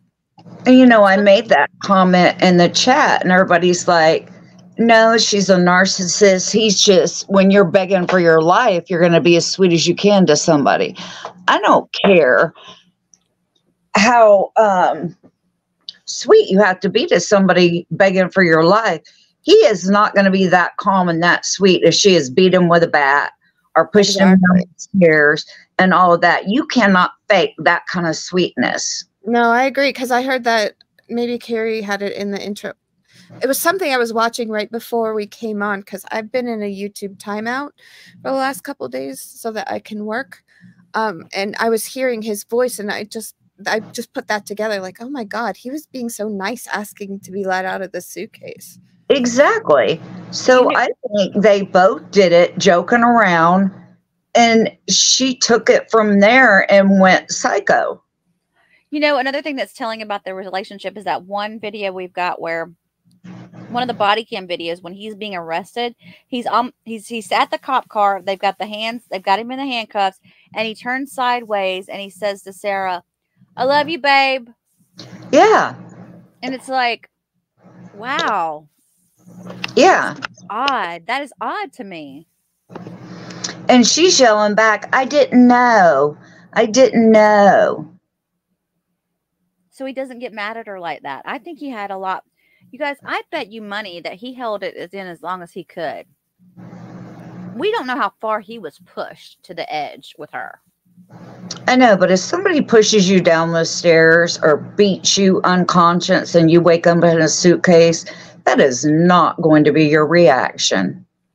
No, you're right. You're absolutely right about that. That's my opinion. Teresa, what do you think happened the next morning? What do you think happened? Did she go to sleep? Did she pass out? What? I think she passed out and freaked out because he was in the suitcase dead, and she called Brian because she didn't know what to do. And she thought he would take care of it for her because he takes care of everything for her. Yeah. And when that didn't happen, he said, I'm walking out of here and you're going to call 911. She freaked out. I don't know what she thought was going to happen. I thought she thought Brian was going to take care of it and nothing would happen. Yeah, she would have to. Yeah, she would call Brian and it would just automatically go away. Yeah. Because Brian seems like the kind of guy that could disappear. She doesn't have a conscience and she's such a narcissist. You guys, what if she was more worried about hiding his death from his family than the cops? Oh, she was scared to death of his family and not sad at all or upset that this had happened to. Oh, it's so crazy. I can't even wrap my head around it. She was always thinking that he was cheating on her, so she would have just told them he ran off with someone else. Yeah, she might have. Yeah, but he wouldn't have left it. They know he wouldn't have left his spoken to his mama. You could tell. You could just tell he loved his mama. But if she would have gotten rid of him at that early stage, he hadn't decomposed yet at all. Wow. You guys, I cannot wait. What if we've sat here? What if all these years we've sat here and thought the biggest, all these things in our head, and it comes down to something as simple as, well, no, he got in the suitcase on his own. She zipped him up and it happened just like we thought. It just happened just like there was nothing extra to it. And we were like, oh, okay.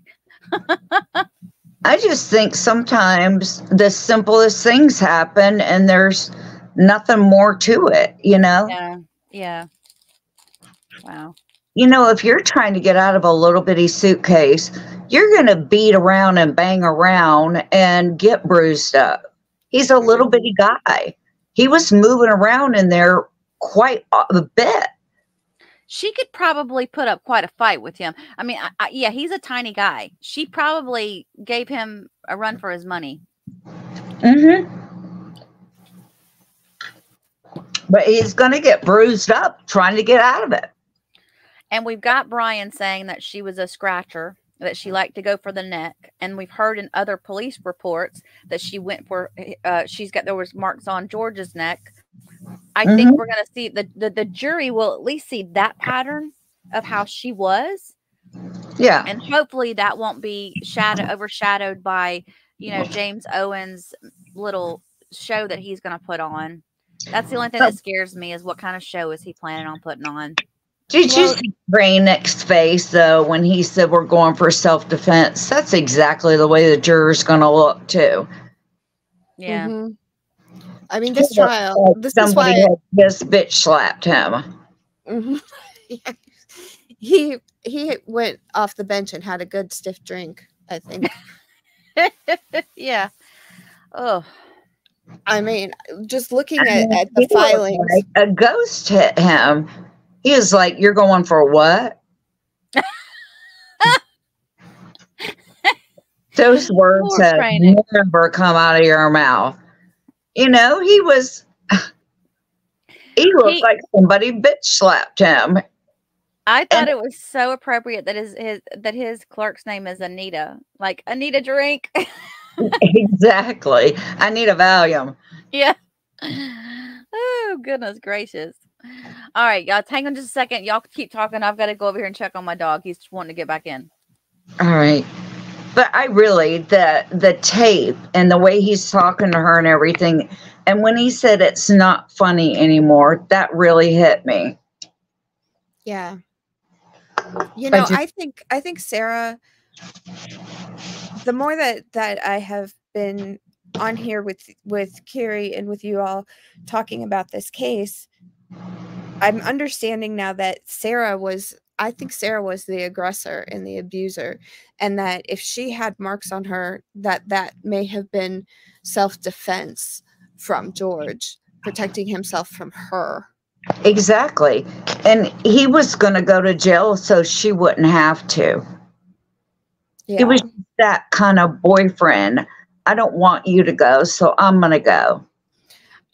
I mean, she had so much gall in the police interview to say, I bailed him out of jail.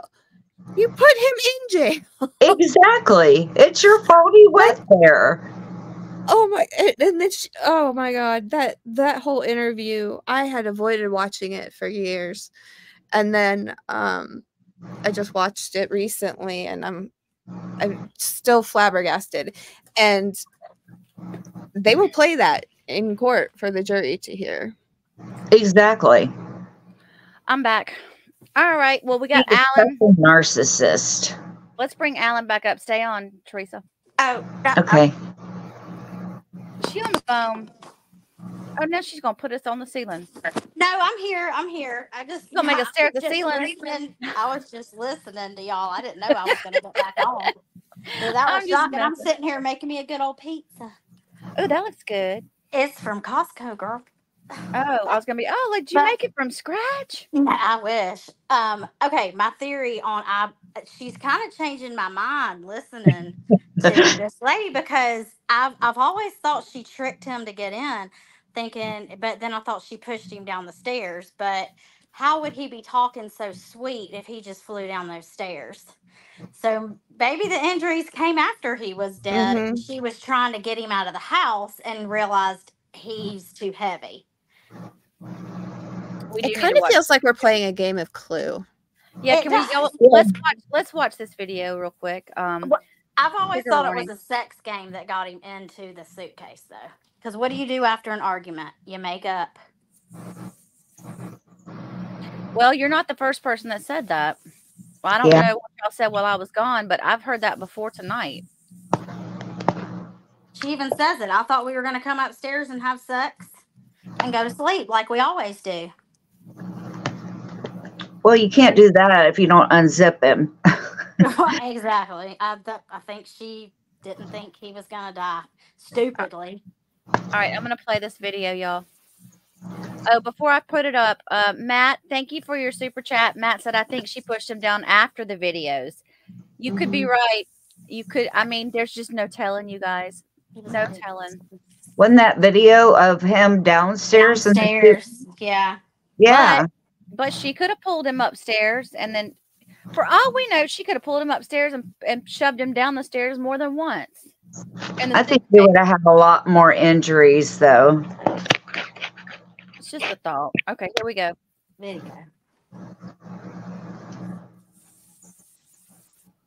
Oh, y'all mute while we're doing this.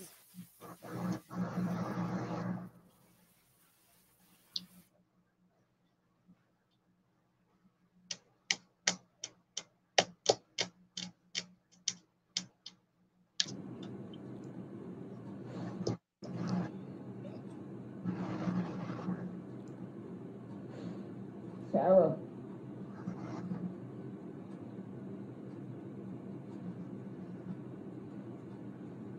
For everything you've done to me. Sarah. For everything you've done to me. Sarah. Fuck you. Sarah. Fuck you. Sarah. Stupid. Sarah. That's my name. Don't wear it up. I can't fucking breathe, babe. Seriously. Yeah, that's when you do when you choke me. Sarah. Sarah.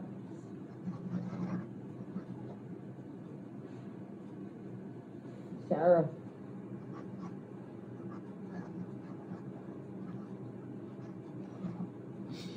Sarah, I can't breathe, babe. That's on you. Sarah, I can't breathe. It's on you. Sarah.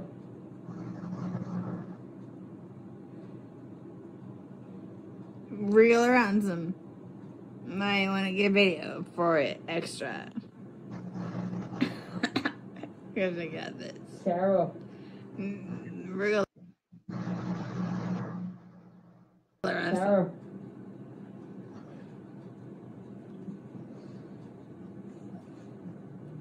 Sarah, I can't breathe, babe. Oh. That's what Sarah. I feel like when you ching on me. Sarah. Fuck you. Fucking breathe, Sarah. Yeah.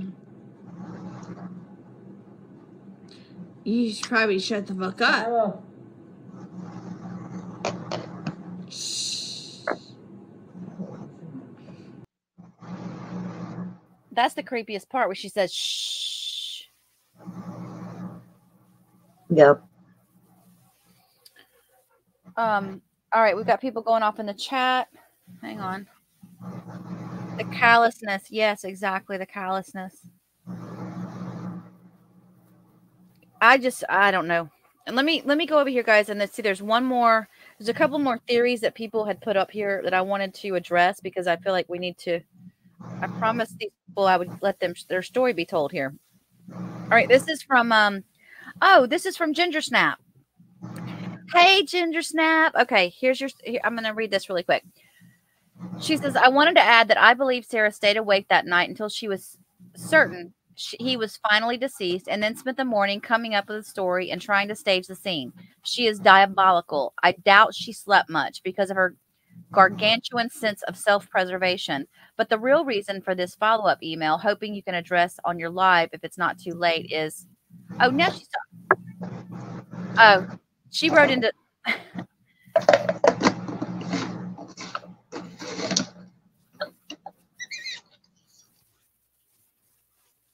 Okay, it says that George was going to court classes court ordered as part of his probation. Again, please correct me if I'm wrong. Those classes, I believe, were DV offenders, which is why I think George was waking up that he was actually in an abusive relationship. And those notes, reports from the classes considered privileged or are things they could be presented in court. Very good point.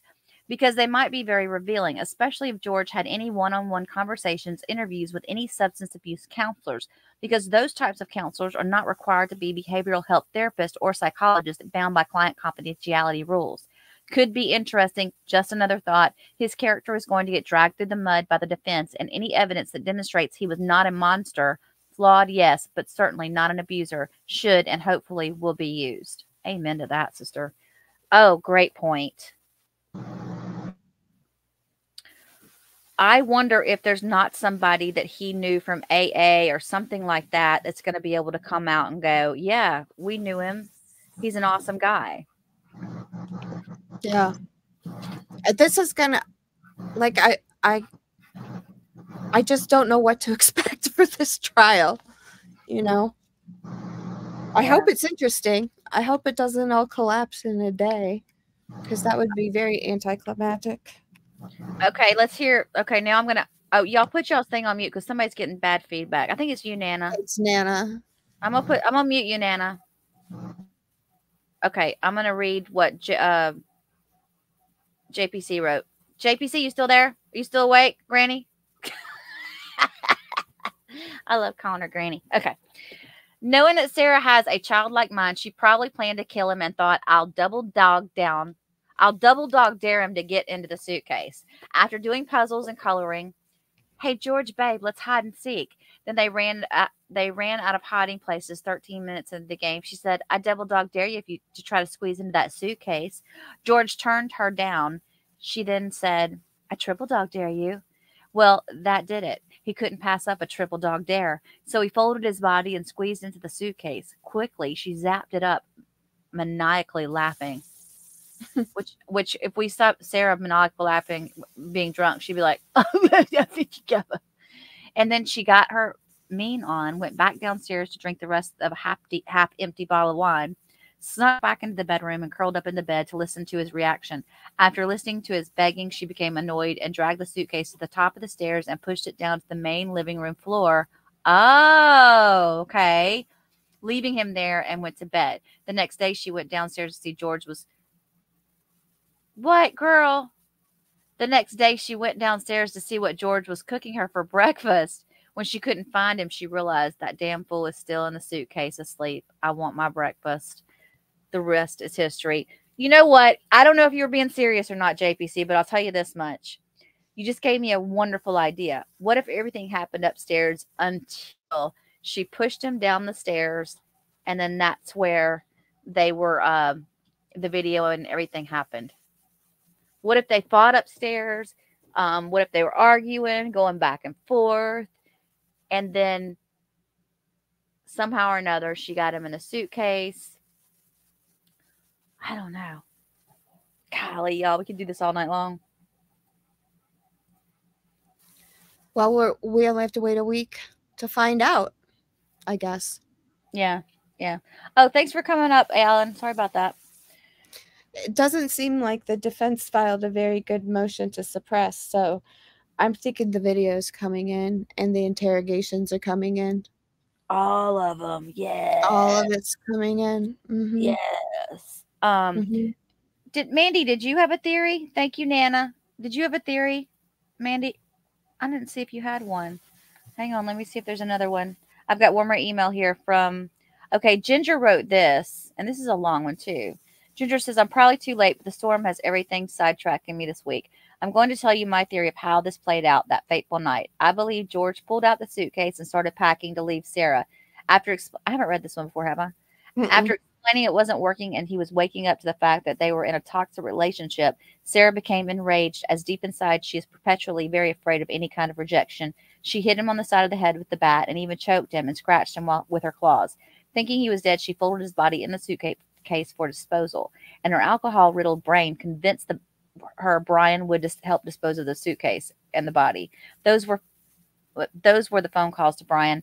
Brian would rather were never brought up again. She pushed the suitcase down the stairs, and that's the loud crashing sound the neighbor heard. But then, at some point, George regained consciousness, disoriented, hurting, confused, and scared. I believe he endured Sarah beating him with the bat and perhaps even jumping or falling in on a seated motion onto the suitcase. Oh, yeah, like her sitting on it and jumping up and down or something. Yeah, or her bony ass. The way I do when I overpack and I can't get all my suitcase stuff. Yeah, exactly. So I'm so surprised there are still people out there parroting her hide and seek story. Oh, that was a desperate excuse that made no sense at the moment, but the more she repeated it, the more it sounded super smart and believable. She was patting herself on the back. The funny thing about Sarah is I don't think she realizes her behavior and lack of emotions are so far out of the norm for most people, and that's why people are so fascinated by this case. She gained notoriety for her strangeness, not fame. One day, someone might have to tell her that. And she says anyway, but you know what? You got a good point there. People don't watch it because of her, that they think she's all that great or anything. They're looking at this lack of emotion and they're trying to understand how someone could be that heartless. Right. Trying to understand that piece of it. Can you throw the link back into the chat? I apologize. Somebody wants to, I'm sorry. I'm not keeping track of names anymore. I'm tired. I know. Leah. Leah has a theory she wanted. Oh, Leah, there's your link. There's your link. Come on up here. Come on up. You're the next contestant on The Price is Right. On the Southern Price is Right. We are a bunch of Southern folks in here, aren't we? My gosh. You do have a lot of Southern subscribers. I need to put up a poll at some point and ask everybody what time zone they're in, because I bet we have very few people from the West Coast that come in here. They probably come in to listen to our accent and just make fun of us. Well, that's hey, too. Blanco's in the chat. Blanco, are you going to come up and say hello? It was a great day, Blanco. It really was. They were having a great day. It was a great day. I wanted to hear Blanco, his theory. It was so nice to talk to you guys in person for the first time. That was neat. We still got to get JPC up here eventually. She's a Leah, teacher. we put the link in the chat for you, babe. Come on. Ginger Snap says, I'm in Tennessee. I love Tennessee. I want to go back. Oh, Drunky the Bear's from Los Angeles. Oh, okay. Sarah's from Los Angeles? Fan lady's from Connecticut. Okay, so we do have some Northerners. Idaho, New York. Oh, cool. Michigan, Oregon. This is awesome. I see a Florida. Weed Hoppers from Florida.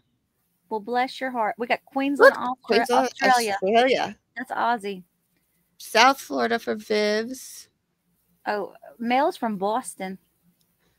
She got to get the car out of the garage. No, that's Chicago.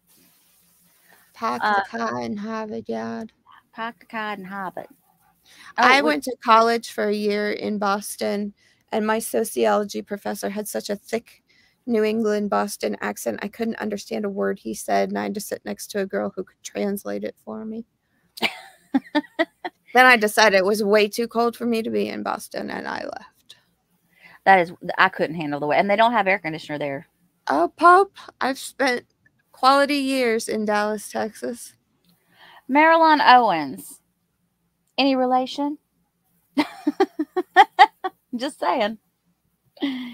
Any relation? Sandy used to live in Lake City. I've got an old case from Lake City I'm working on. California, Virginia. West Coast is where Miss Veronica was coming in. Anonymous 420. Anonymous 420. Can I trust you? All right. Be prepared for me to take Got a little picture of a little dog. Okay. Well, it is a cute dog, but that's how they get you. No, it's me. You don't know me from your chat? Who is this? Anonymous. Oh, Anonymous. Yes. I'm like, I'm not a bad person. No, I know you. I know you because you're anonymous. I know you. No, I'm just kidding. Because you're the one that you were like, I've been here for a while. You probably don't know. I'm like, no, I know. I remember you. I don't have really, to be honest with you, I don't have that many people that have the name Anonymous. What's up, girl? Is that your baby in the picture? Yes, I actually just got her a week ago.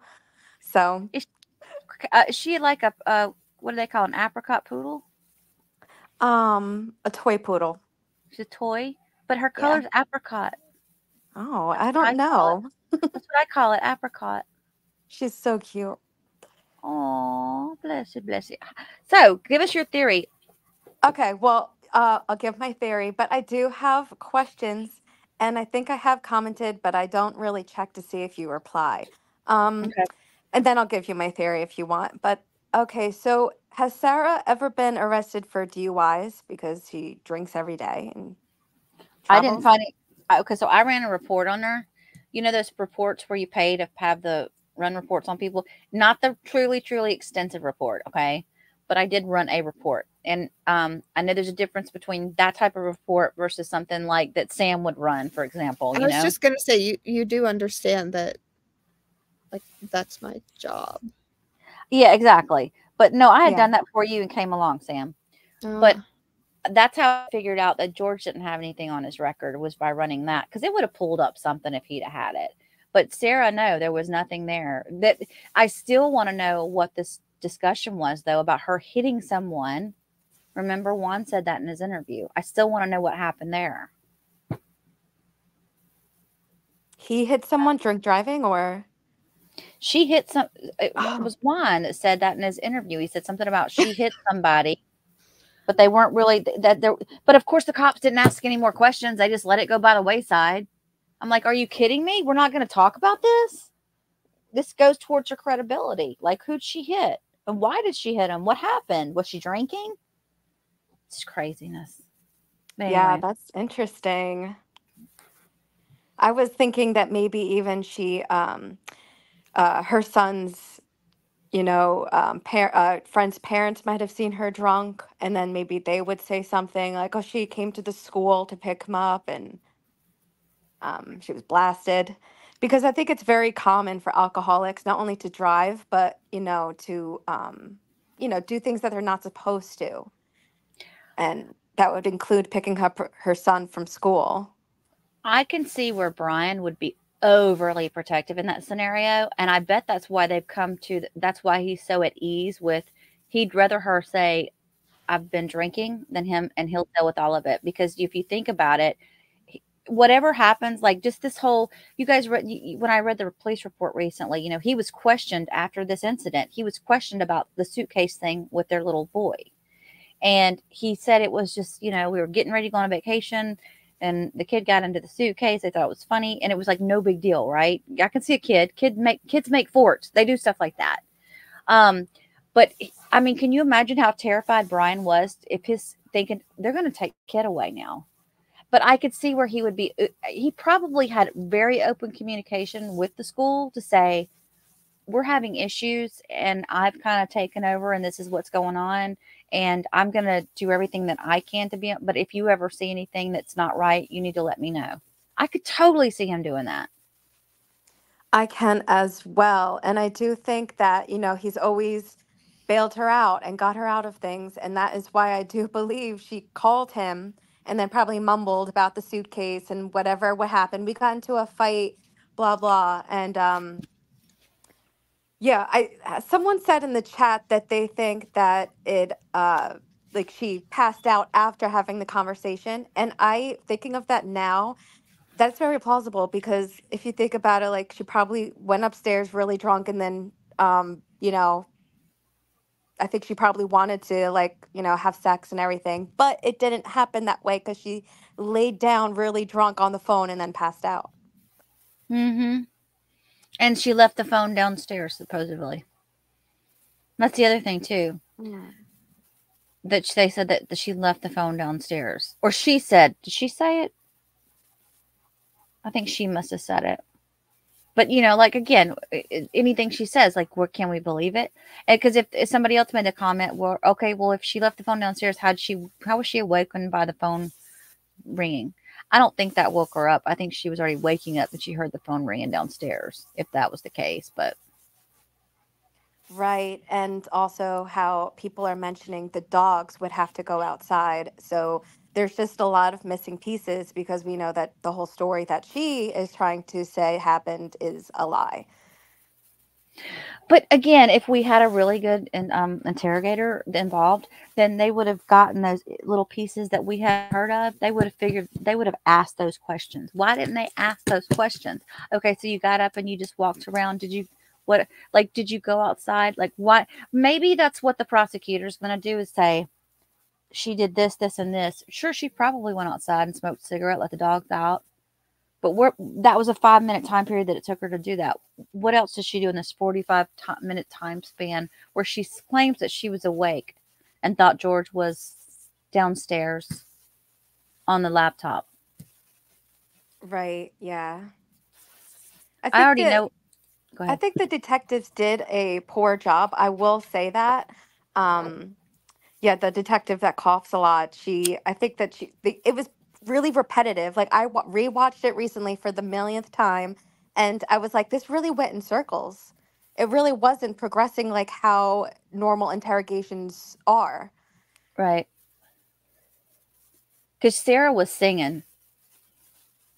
She was going. I mean, like Sam made that comment earlier. She doesn't like. Wasn't that you, Sam, that said that she doesn't like quiet? Or was that somebody else that said that? It was somebody else, but whoever said it, they aren't wrong. Yeah, she doesn't like, she's one of those that can't stand for it to be just quiet. Like, if we all stop talking right now, some people would find that to be a huge, awkward pause. Right. And I think Sarah's that way. Yeah, she always has to be filling this space with something. She definitely does. And she's going to have to get up and testify now. Well, this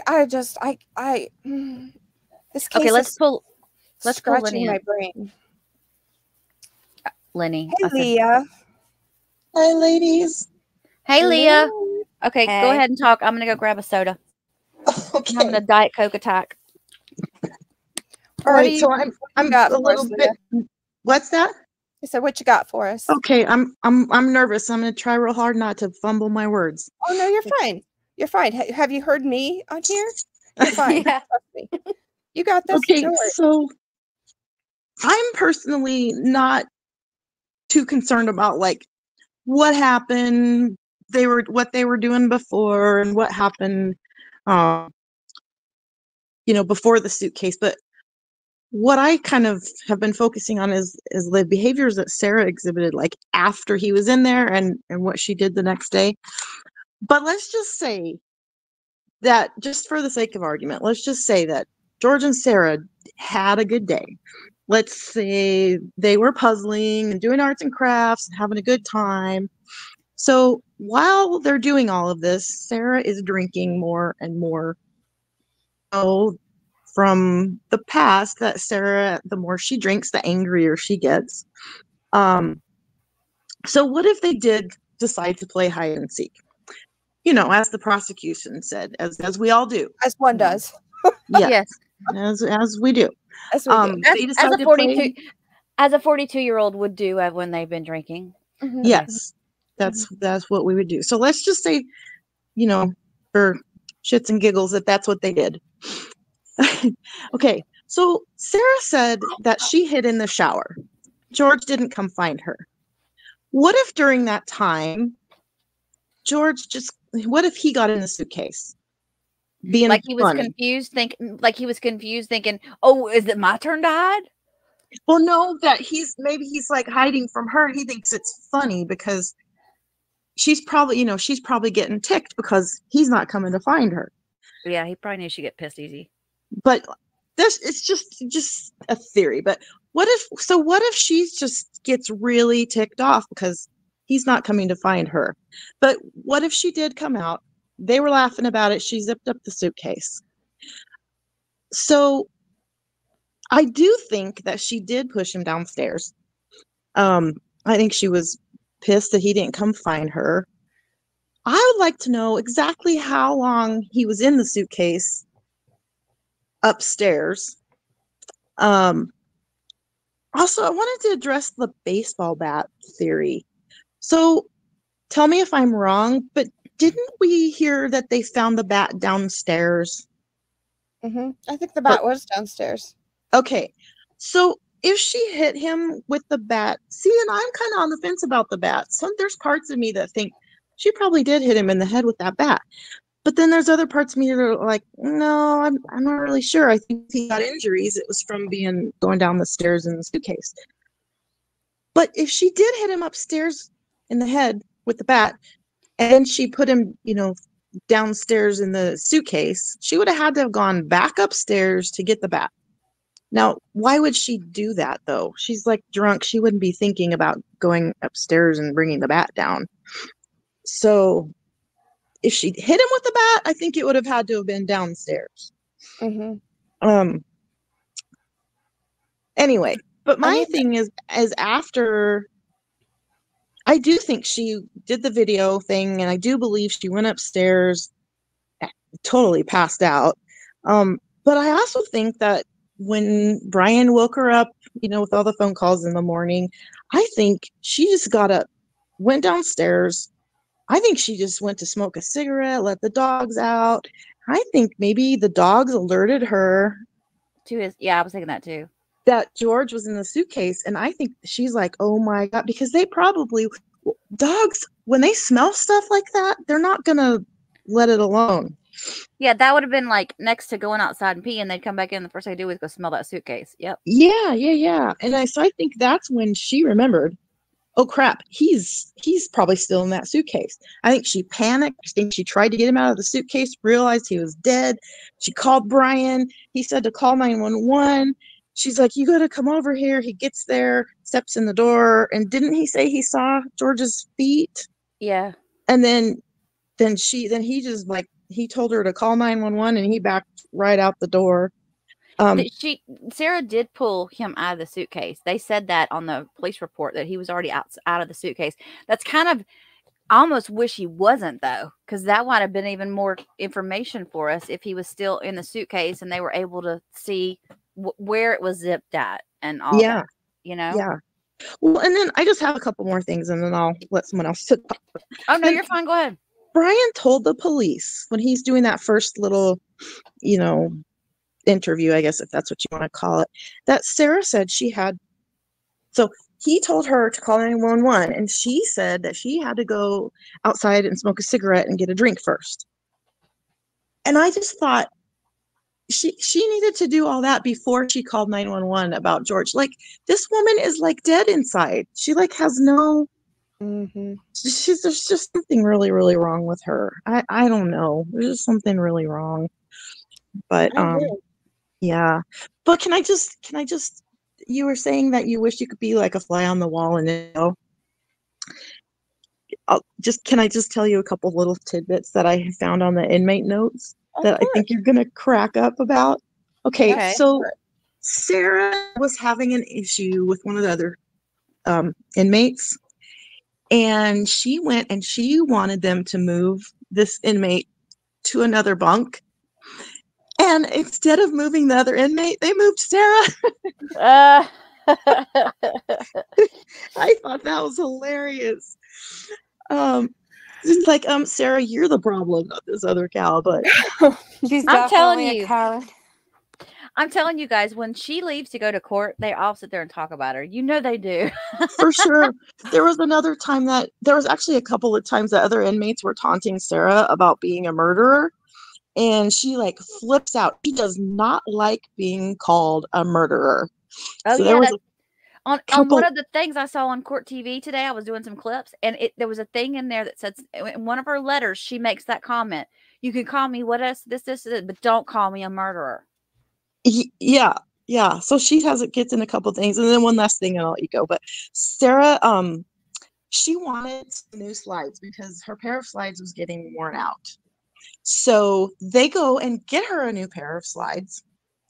She doesn't like them because they are not as good of quality as the ones she had before. So she refuses these slides. she prefers to wear her old worn out slides because the new ones aren't as good of quality.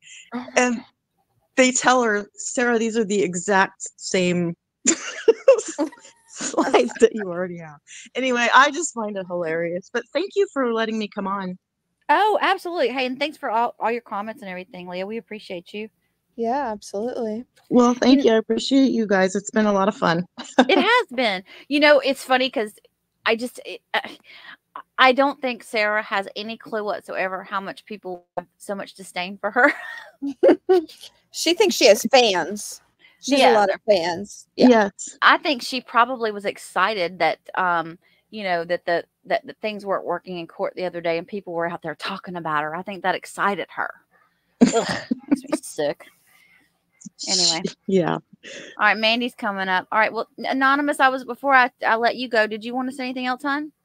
Yes, right before I go, I was just thinking about the poor dogs and what they were doing at the time. Well, actually, what they were doing anytime they've argued and fought and how horrendous their arguments were. I mean, those poor puppies have probably seen things. Oh, God, yeah.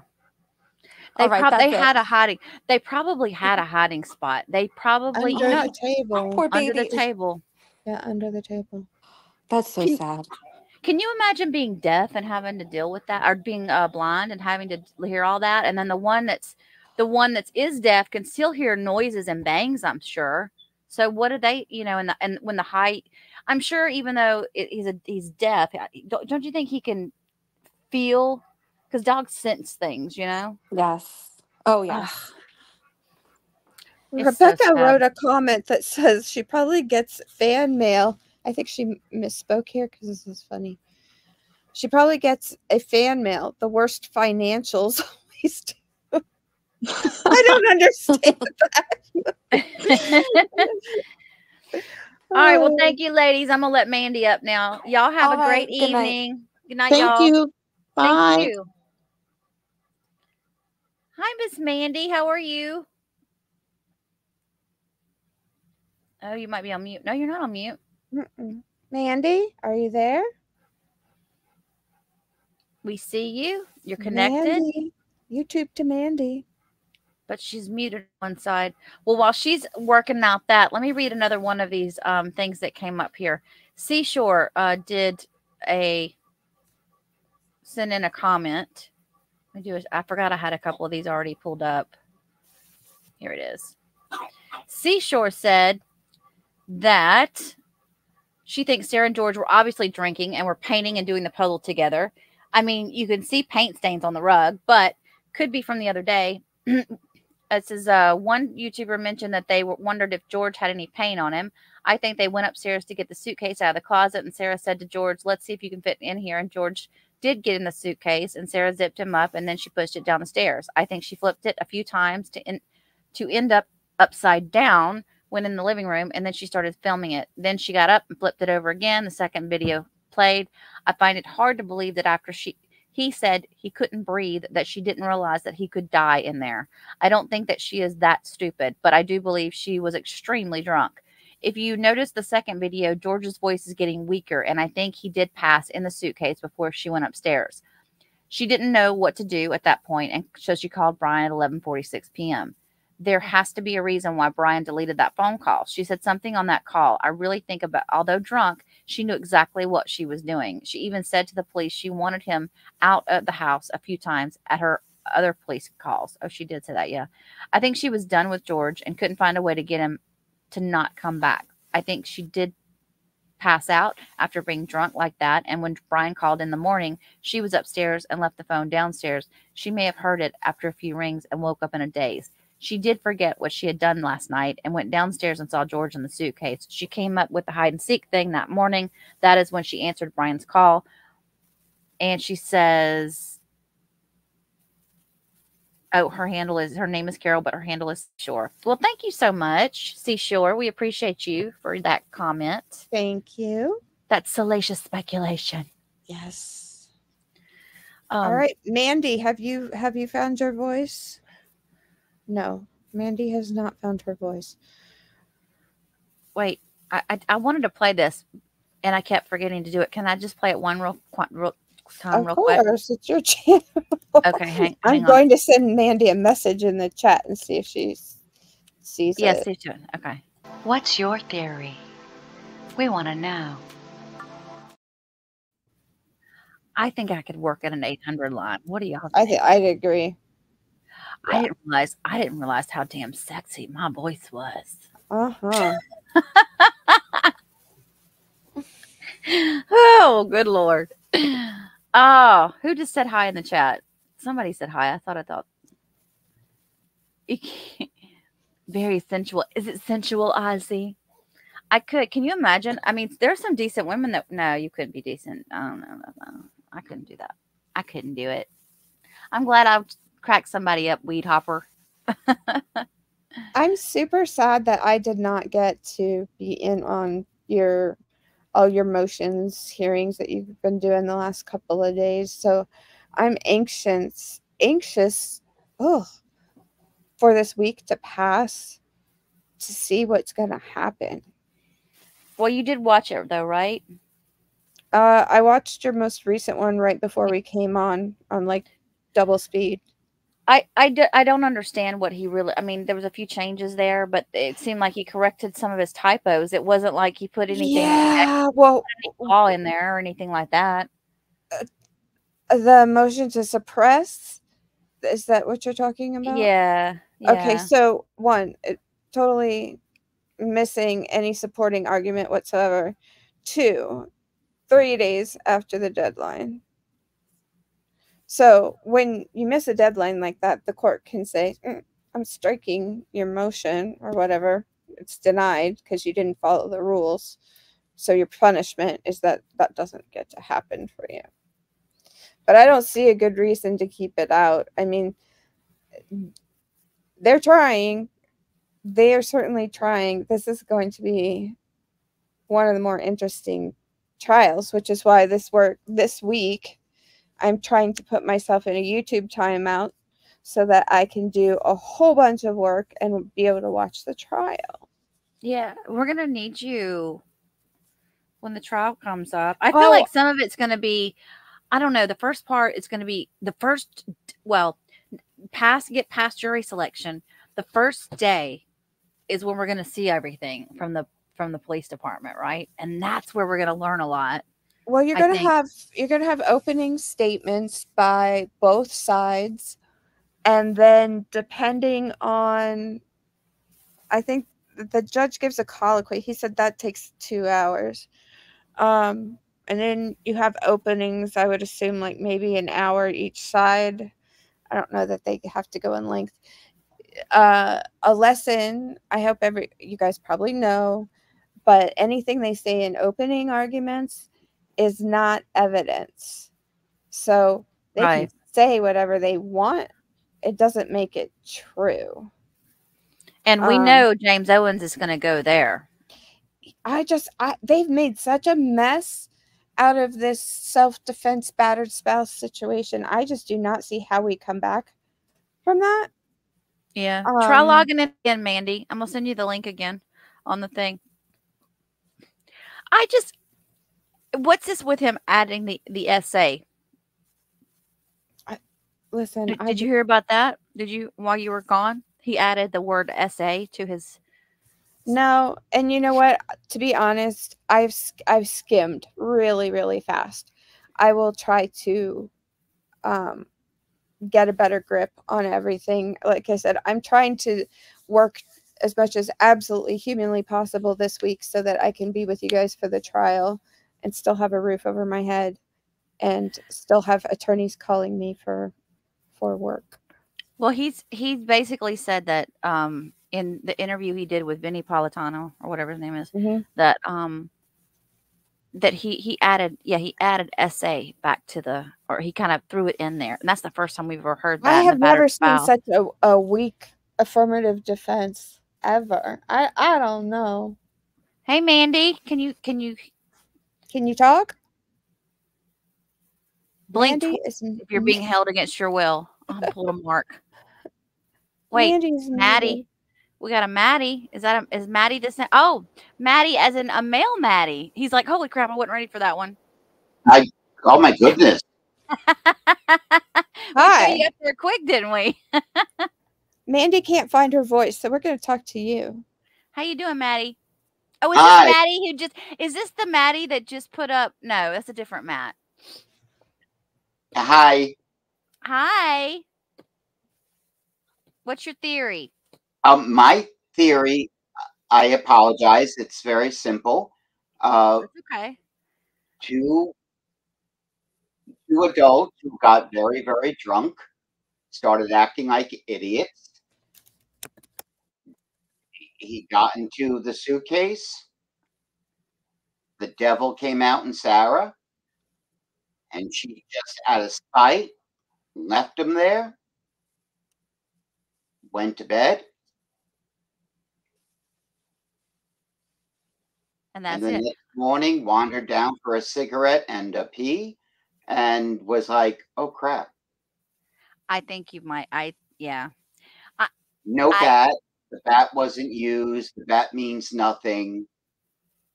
But we still have to figure out where the injuries came from, though. That's the only part of your story that doesn't come, because I was thinking that too. Originally, that's the story I thought. But then when I saw the report with the injuries, I thought, something happened that she has no injuries and he does have these all over his body. Did you see him, Maddie? Well, but she probably just, he fell, the suitcase fell down the stairs. No malice, no cruelty. It was drunken stupidity. She was enjoying herself. Yeah. I think it's still a crime. I mean, she killed him, but yeah, I just think it's not such a big soap opera drama. It's two drunken jackasses. Yeah. And a vile, wretched person took advantage, and now she'll go to jail for the rest of her life. I feel bad for her son. I know. I feel so. He's got to be getting bullied in school and everything. I hope that wherever he's at, who knows? I mean, they could have changed their last name for all we know. Well, they should change her last name. Yeah, there's a lot of people that say that. A lot of people are that refuse to call her by the last name. That's what we call her, just because that's how she's been charged and everything. So, well, Letitia Stout's husband begged, take away my name from that woman. Oh, that was a good case. Oh, did you do that? Who did that? Who put that up? I broke something. I didn't mean to put him up. I meant to answer him. Oh, well, I'm glad you found it. I'm so sorry. I'm not supposed to touch buttons. I just wanted to respond to him or her. I'm sorry. I can't see your face. Oh, now that way we see Matt.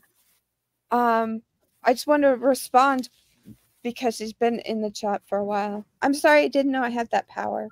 I'm not supposed to have power. Well, I think you could be right, Maddie. What? On the other computer, my name is Cass.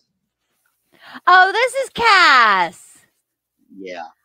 Hey, Cass. I love you too. I didn't know. Oh, if you'd have said that right away, I would have known who you were. Oh, that's awesome. Wait, where are you at? I forgot where you lived. You live over I by live in Morrisville. Where? I'm in New York, Staten Island. Staten Island. Staten Oh, that's Island. so cool. And now you all see how messy my kitchen is. Oh, no, that's okay. You should see mine. But I love your show. God, I love you. Thank you, Cass. You're so sweet. Sweet. Carrie. Oh, you're so sweet. I'm so glad that you came on, and I'm so glad that you finally told me that you were Cass. I wish you'd said that in the beginning. I had no idea. Oh. But I just think it's a horrible situation what makes it so fascinating, like Darrell Brooks, is the lack of sympathy, the lack of compassion, the lack of remorse. And that's why I think we're drawn to these vicious, horrible, indifferent villains. Because we want to understand, how could you be that way? Yeah. Right. Where does this come from?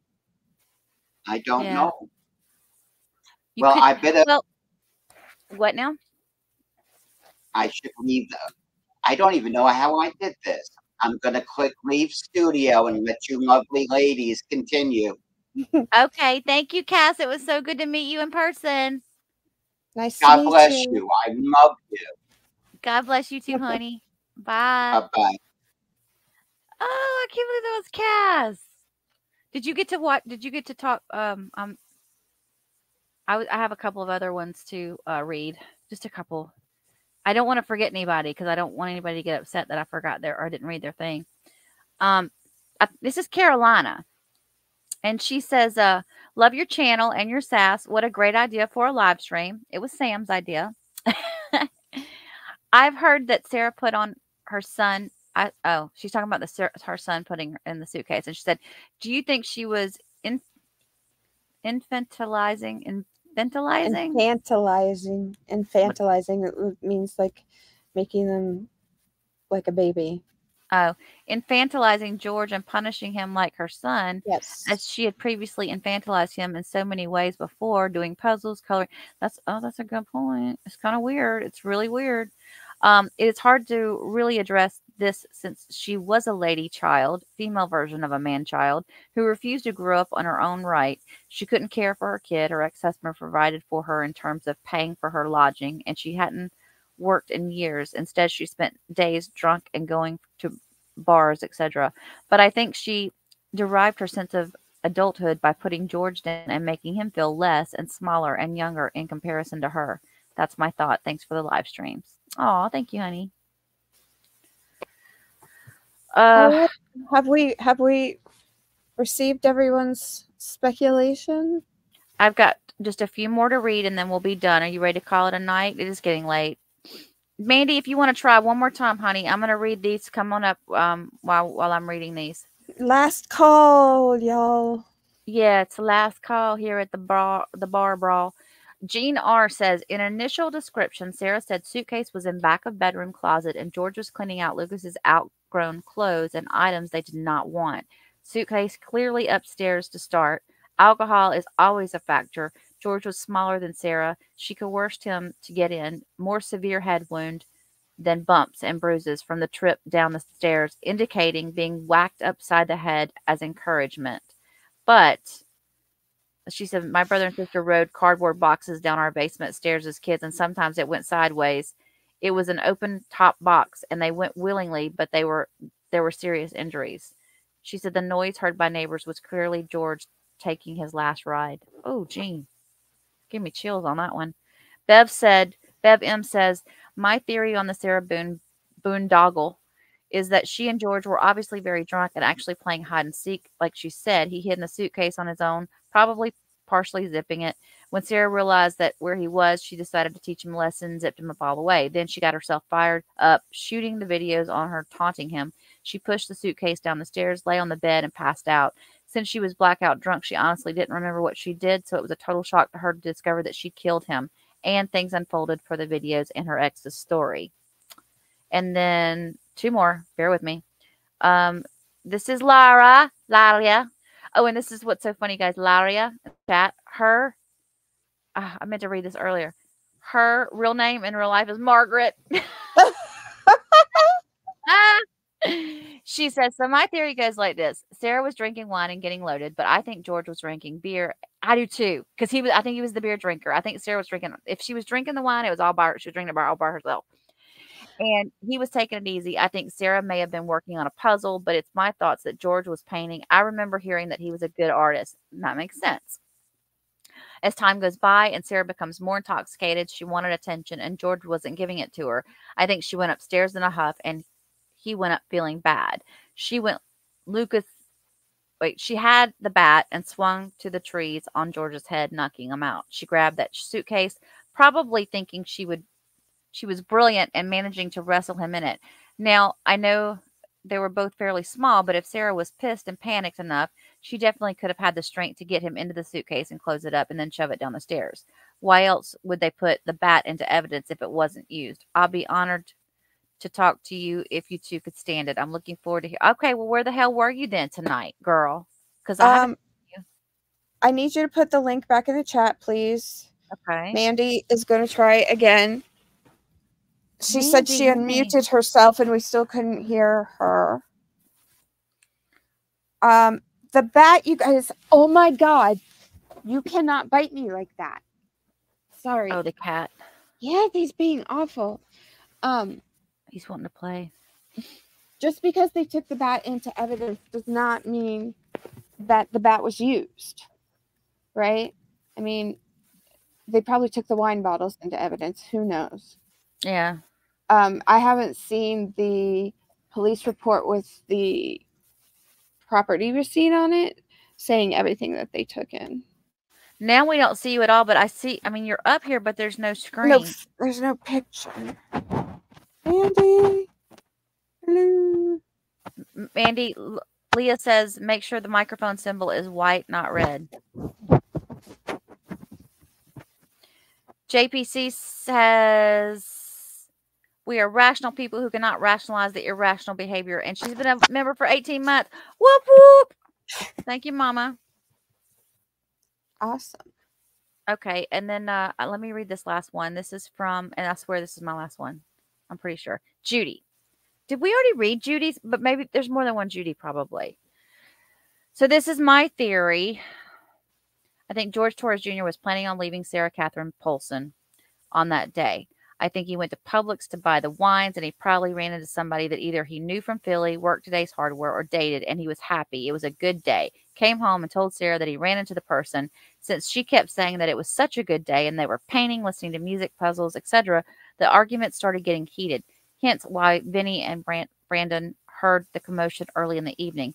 When she said, we will get through this in the interrogation, that means that George was saying to her in I am done, enough is enough. He probably was planning on leaving back to go to Philly and told her. Could be. What? Your Judy just identified herself in the chat.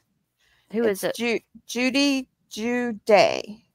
Judy Juday. Thank you, Mama. I like this theory about him wanting to move back to Philly. I do like that because that's where his kids were, right? But you know what, though? I saw pictures on his Instagram of his kids. He had taken them to SeaWorld and all the different theme parks and stuff over there. There's pictures of him with his kids where he would spend time with them on the weekends over there without Sarah. I think that was interesting that he wouldn't bring Sarah along. Judy continues to say that this explains why she sounded so annoyed with the music and other things that she kept switching, doing puzzles after painting, watching previews of movies, etc., him dancing with the dogs. George was happy because I think he reached a point when enough was enough. I think they went upstairs and she hit him and he fell down the stairs. She put him in a suitcase and locked it. Her interrogation says she did not lock it or something like that. He came to, and then she realized that he was inside the suitcase, and then she filmed the video. She walked away and went upstairs. When she woke up, she was up and didn't care to go downstairs until later, and then realized that he was no longer with us. And she proceeded to tell the bullcrap story of hide and seek. She planned on killing him the minute he told her he was leaving her. CPR compressions, please. That woman didn't go do jack. I have seen CPR classes, and it takes a toll on people. It's an emotional experience. She said she was standing in front of him pretending to do CPR. I think so many people in the neighborhood are biased on George because A, he was Latino, and B, the BS story she gave to make her be the victim. Well, that's true. She did make sure she had all the neighbors believing she was the punished one. That's right there is conniving. That's planning. Yeah. She punished him because he came to his senses and wanted to get away from her. The woman is the queen of the harpies, and I do not feel sorry for her. The only thing that makes me wonder if she suffer from postpartum after Lucas.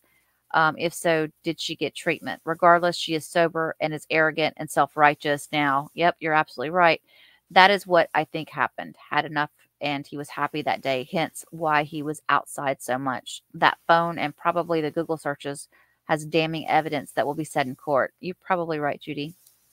No telling what she Googled after she found out he was dead. No telling. Nav Theo just saw this and jumped in right as you're shutting down. I had some thoughts, however, they were probably, I have no idea, net, I don't know, by others. If you want to jump in here, jump in here. And then I saw somebody else in the chat. I wanted to respond to this. Leah said, we know a whole lot about this case, but we don't know everything. I can't wait to find out all the details we aren't privy to. Yeah, and I've mentioned this to you guys a couple of times. I know that a lot of you have been on juries. I know a lot of you follow trials. I see the inside part of the trials that the public and the jury never sees. So there is often evidence that could be used against the defendant that does not see the light of day. For whatever reason, it's been suppressed from coming in. They are bound by the rules of evidence, which can be a nightmare in and of itself. Yeah. And so, you know, we'll see what we'll get to see what the case put on, but we'll never know the extent of everything. I only get there when I get everything. When I get a case, I get it all. Today I had over a terabyte's worth of information I was trying to organize. So I see absolutely everything. Absolutely everything does not come into trial. The jury never hears about it. The public never hears about it. So just something to keep in mind. Oh, Pope just made a very good point.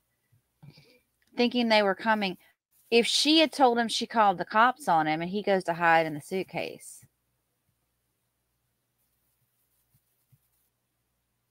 He's hiding from the cops. Yeah, and then they realized they weren't coming. So Yeah. she pushed him down the stairs and started her sick game. I don't know, Pope. I mean, there's just so many different ways this could go.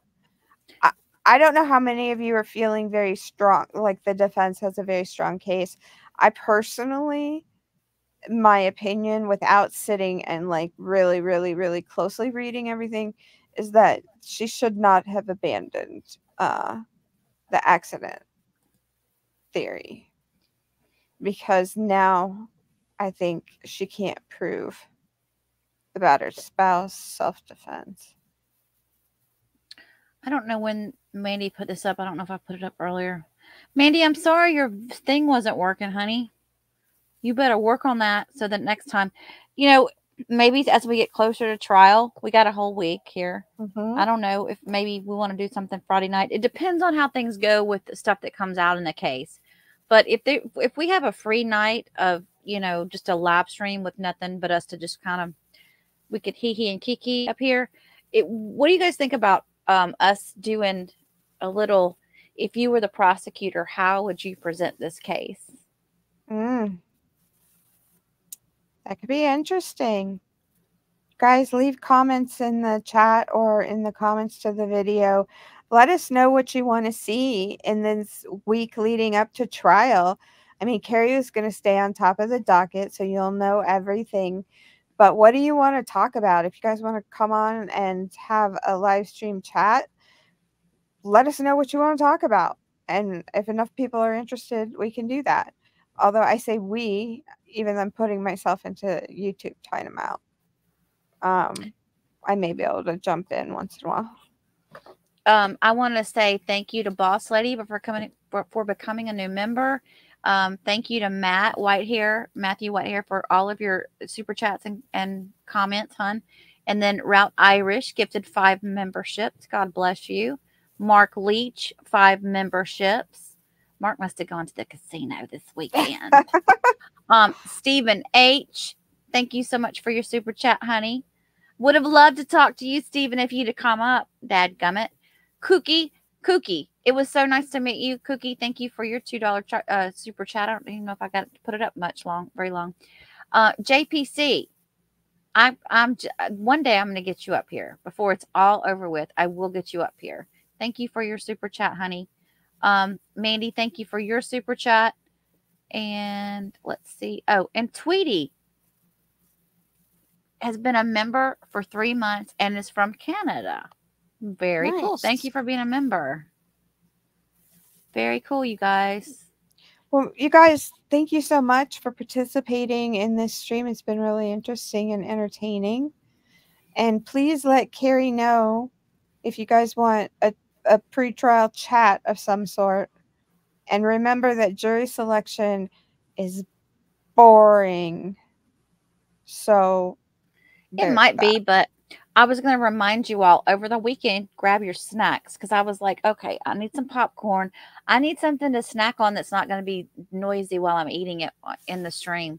So I got to get some soft chew foods because I'm going to be tied to my computer. I don't like to do live streams and walk around and stuff. I just don't feel comfortable doing that. So I like to be on my computer and I can watch y'all. So yeah, so don't forget to stack up on the snacks, coffee, tea, soda, whatever it is you're drinking.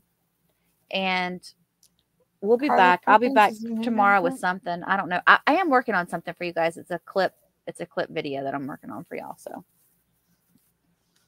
yeah, so trial's finally coming. Ginger Monday. Snap said my second email had questions. Did you see them, Carrie? I already closed that out already. JPC's hang on.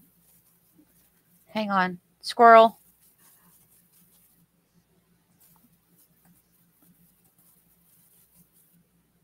StreamYard work on an iPad. I have absolutely no idea. iPad. I was gonna say, huh? What? Yeah, there's an app know. for it I don't because know. I've got the app on my phone. Not that I know how to use it. Okay, look at this sweet little baby. Somebody's having their first meal. Is that what that is? Look at that little thing. Is that eggs? It looks like eggs. Scrambled eggs. Look how pretty she is. Cute. She can't get in her mouth. Bless her heart. Mandy is saying she is on an iPad. She doesn't have the app. Mandy, I'll tell you, I haven't tried the app. I have the app. I have not tried the app. And I need to learn how to do some of this back-end YouTube stuff to be able to help Carrie. And I don't know how. She's like, this isn't working. I'm just going to Are they yummy?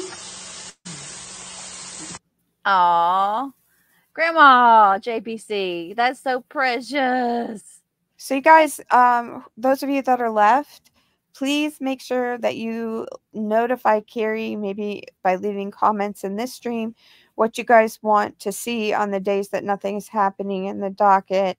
If you want a pre-trial stream before jury selection begins, let her know what you want to see, because we want to make content that you enjoy and that you can participate in. Like, I don't know if you know, Sam, but last night we watched the trial. We watched I saw that. I couldn't do that. We were on a while, but it was kind of cool. We got to kind of see the main pieces of it. Uh-huh. And it was like a 3 or 4 day trial. It was really short. It was short. You guys, actually, a lot of murder trials are insanely short. Like 4 days. It's just, it's mind-boggling how short some of them can be. But yeah, I saw that on there. Like I said, I'm trying to take a YouTube timeout. I'm in the corner doing my work so that I can come to trial. I had made a note. Somebody that I was thinking about. She's on. I didn't put her in timeout, y'all. I put Mark in timeout, but I did not put her in timeout. Me. I put myself in timeout. Melanie McGuire. The Melanie McGuire case. I know y'all have seen her videos. She was on, I don't know if it was Dateline, 48 Hours. She's probably been on both of them. This was another case where it's a female that unalived her spouse. I'm liking these kind of cases. What I was it like again? crazy I'm women. sorry. Tell I me like again. crazy women. Melanie McGuire. I don't know if it's Florida. I got to look it up, but I think there's going to be some similarities between her and Sarah Boone. I was thinking about this today because I keep telling y'all that I rarely have a female defendant as a client. And a lot of the high profile trials lately have featured females as the defendant. I mean, there's still just as many males, but noticing a trend of female defendants. JSS, I haven't been this excited to see a trial since Depp be heard. I know, right? Good gracious. Who do y'all think is going to do openings for the state? You think it's going to be Cacciatore or Jay?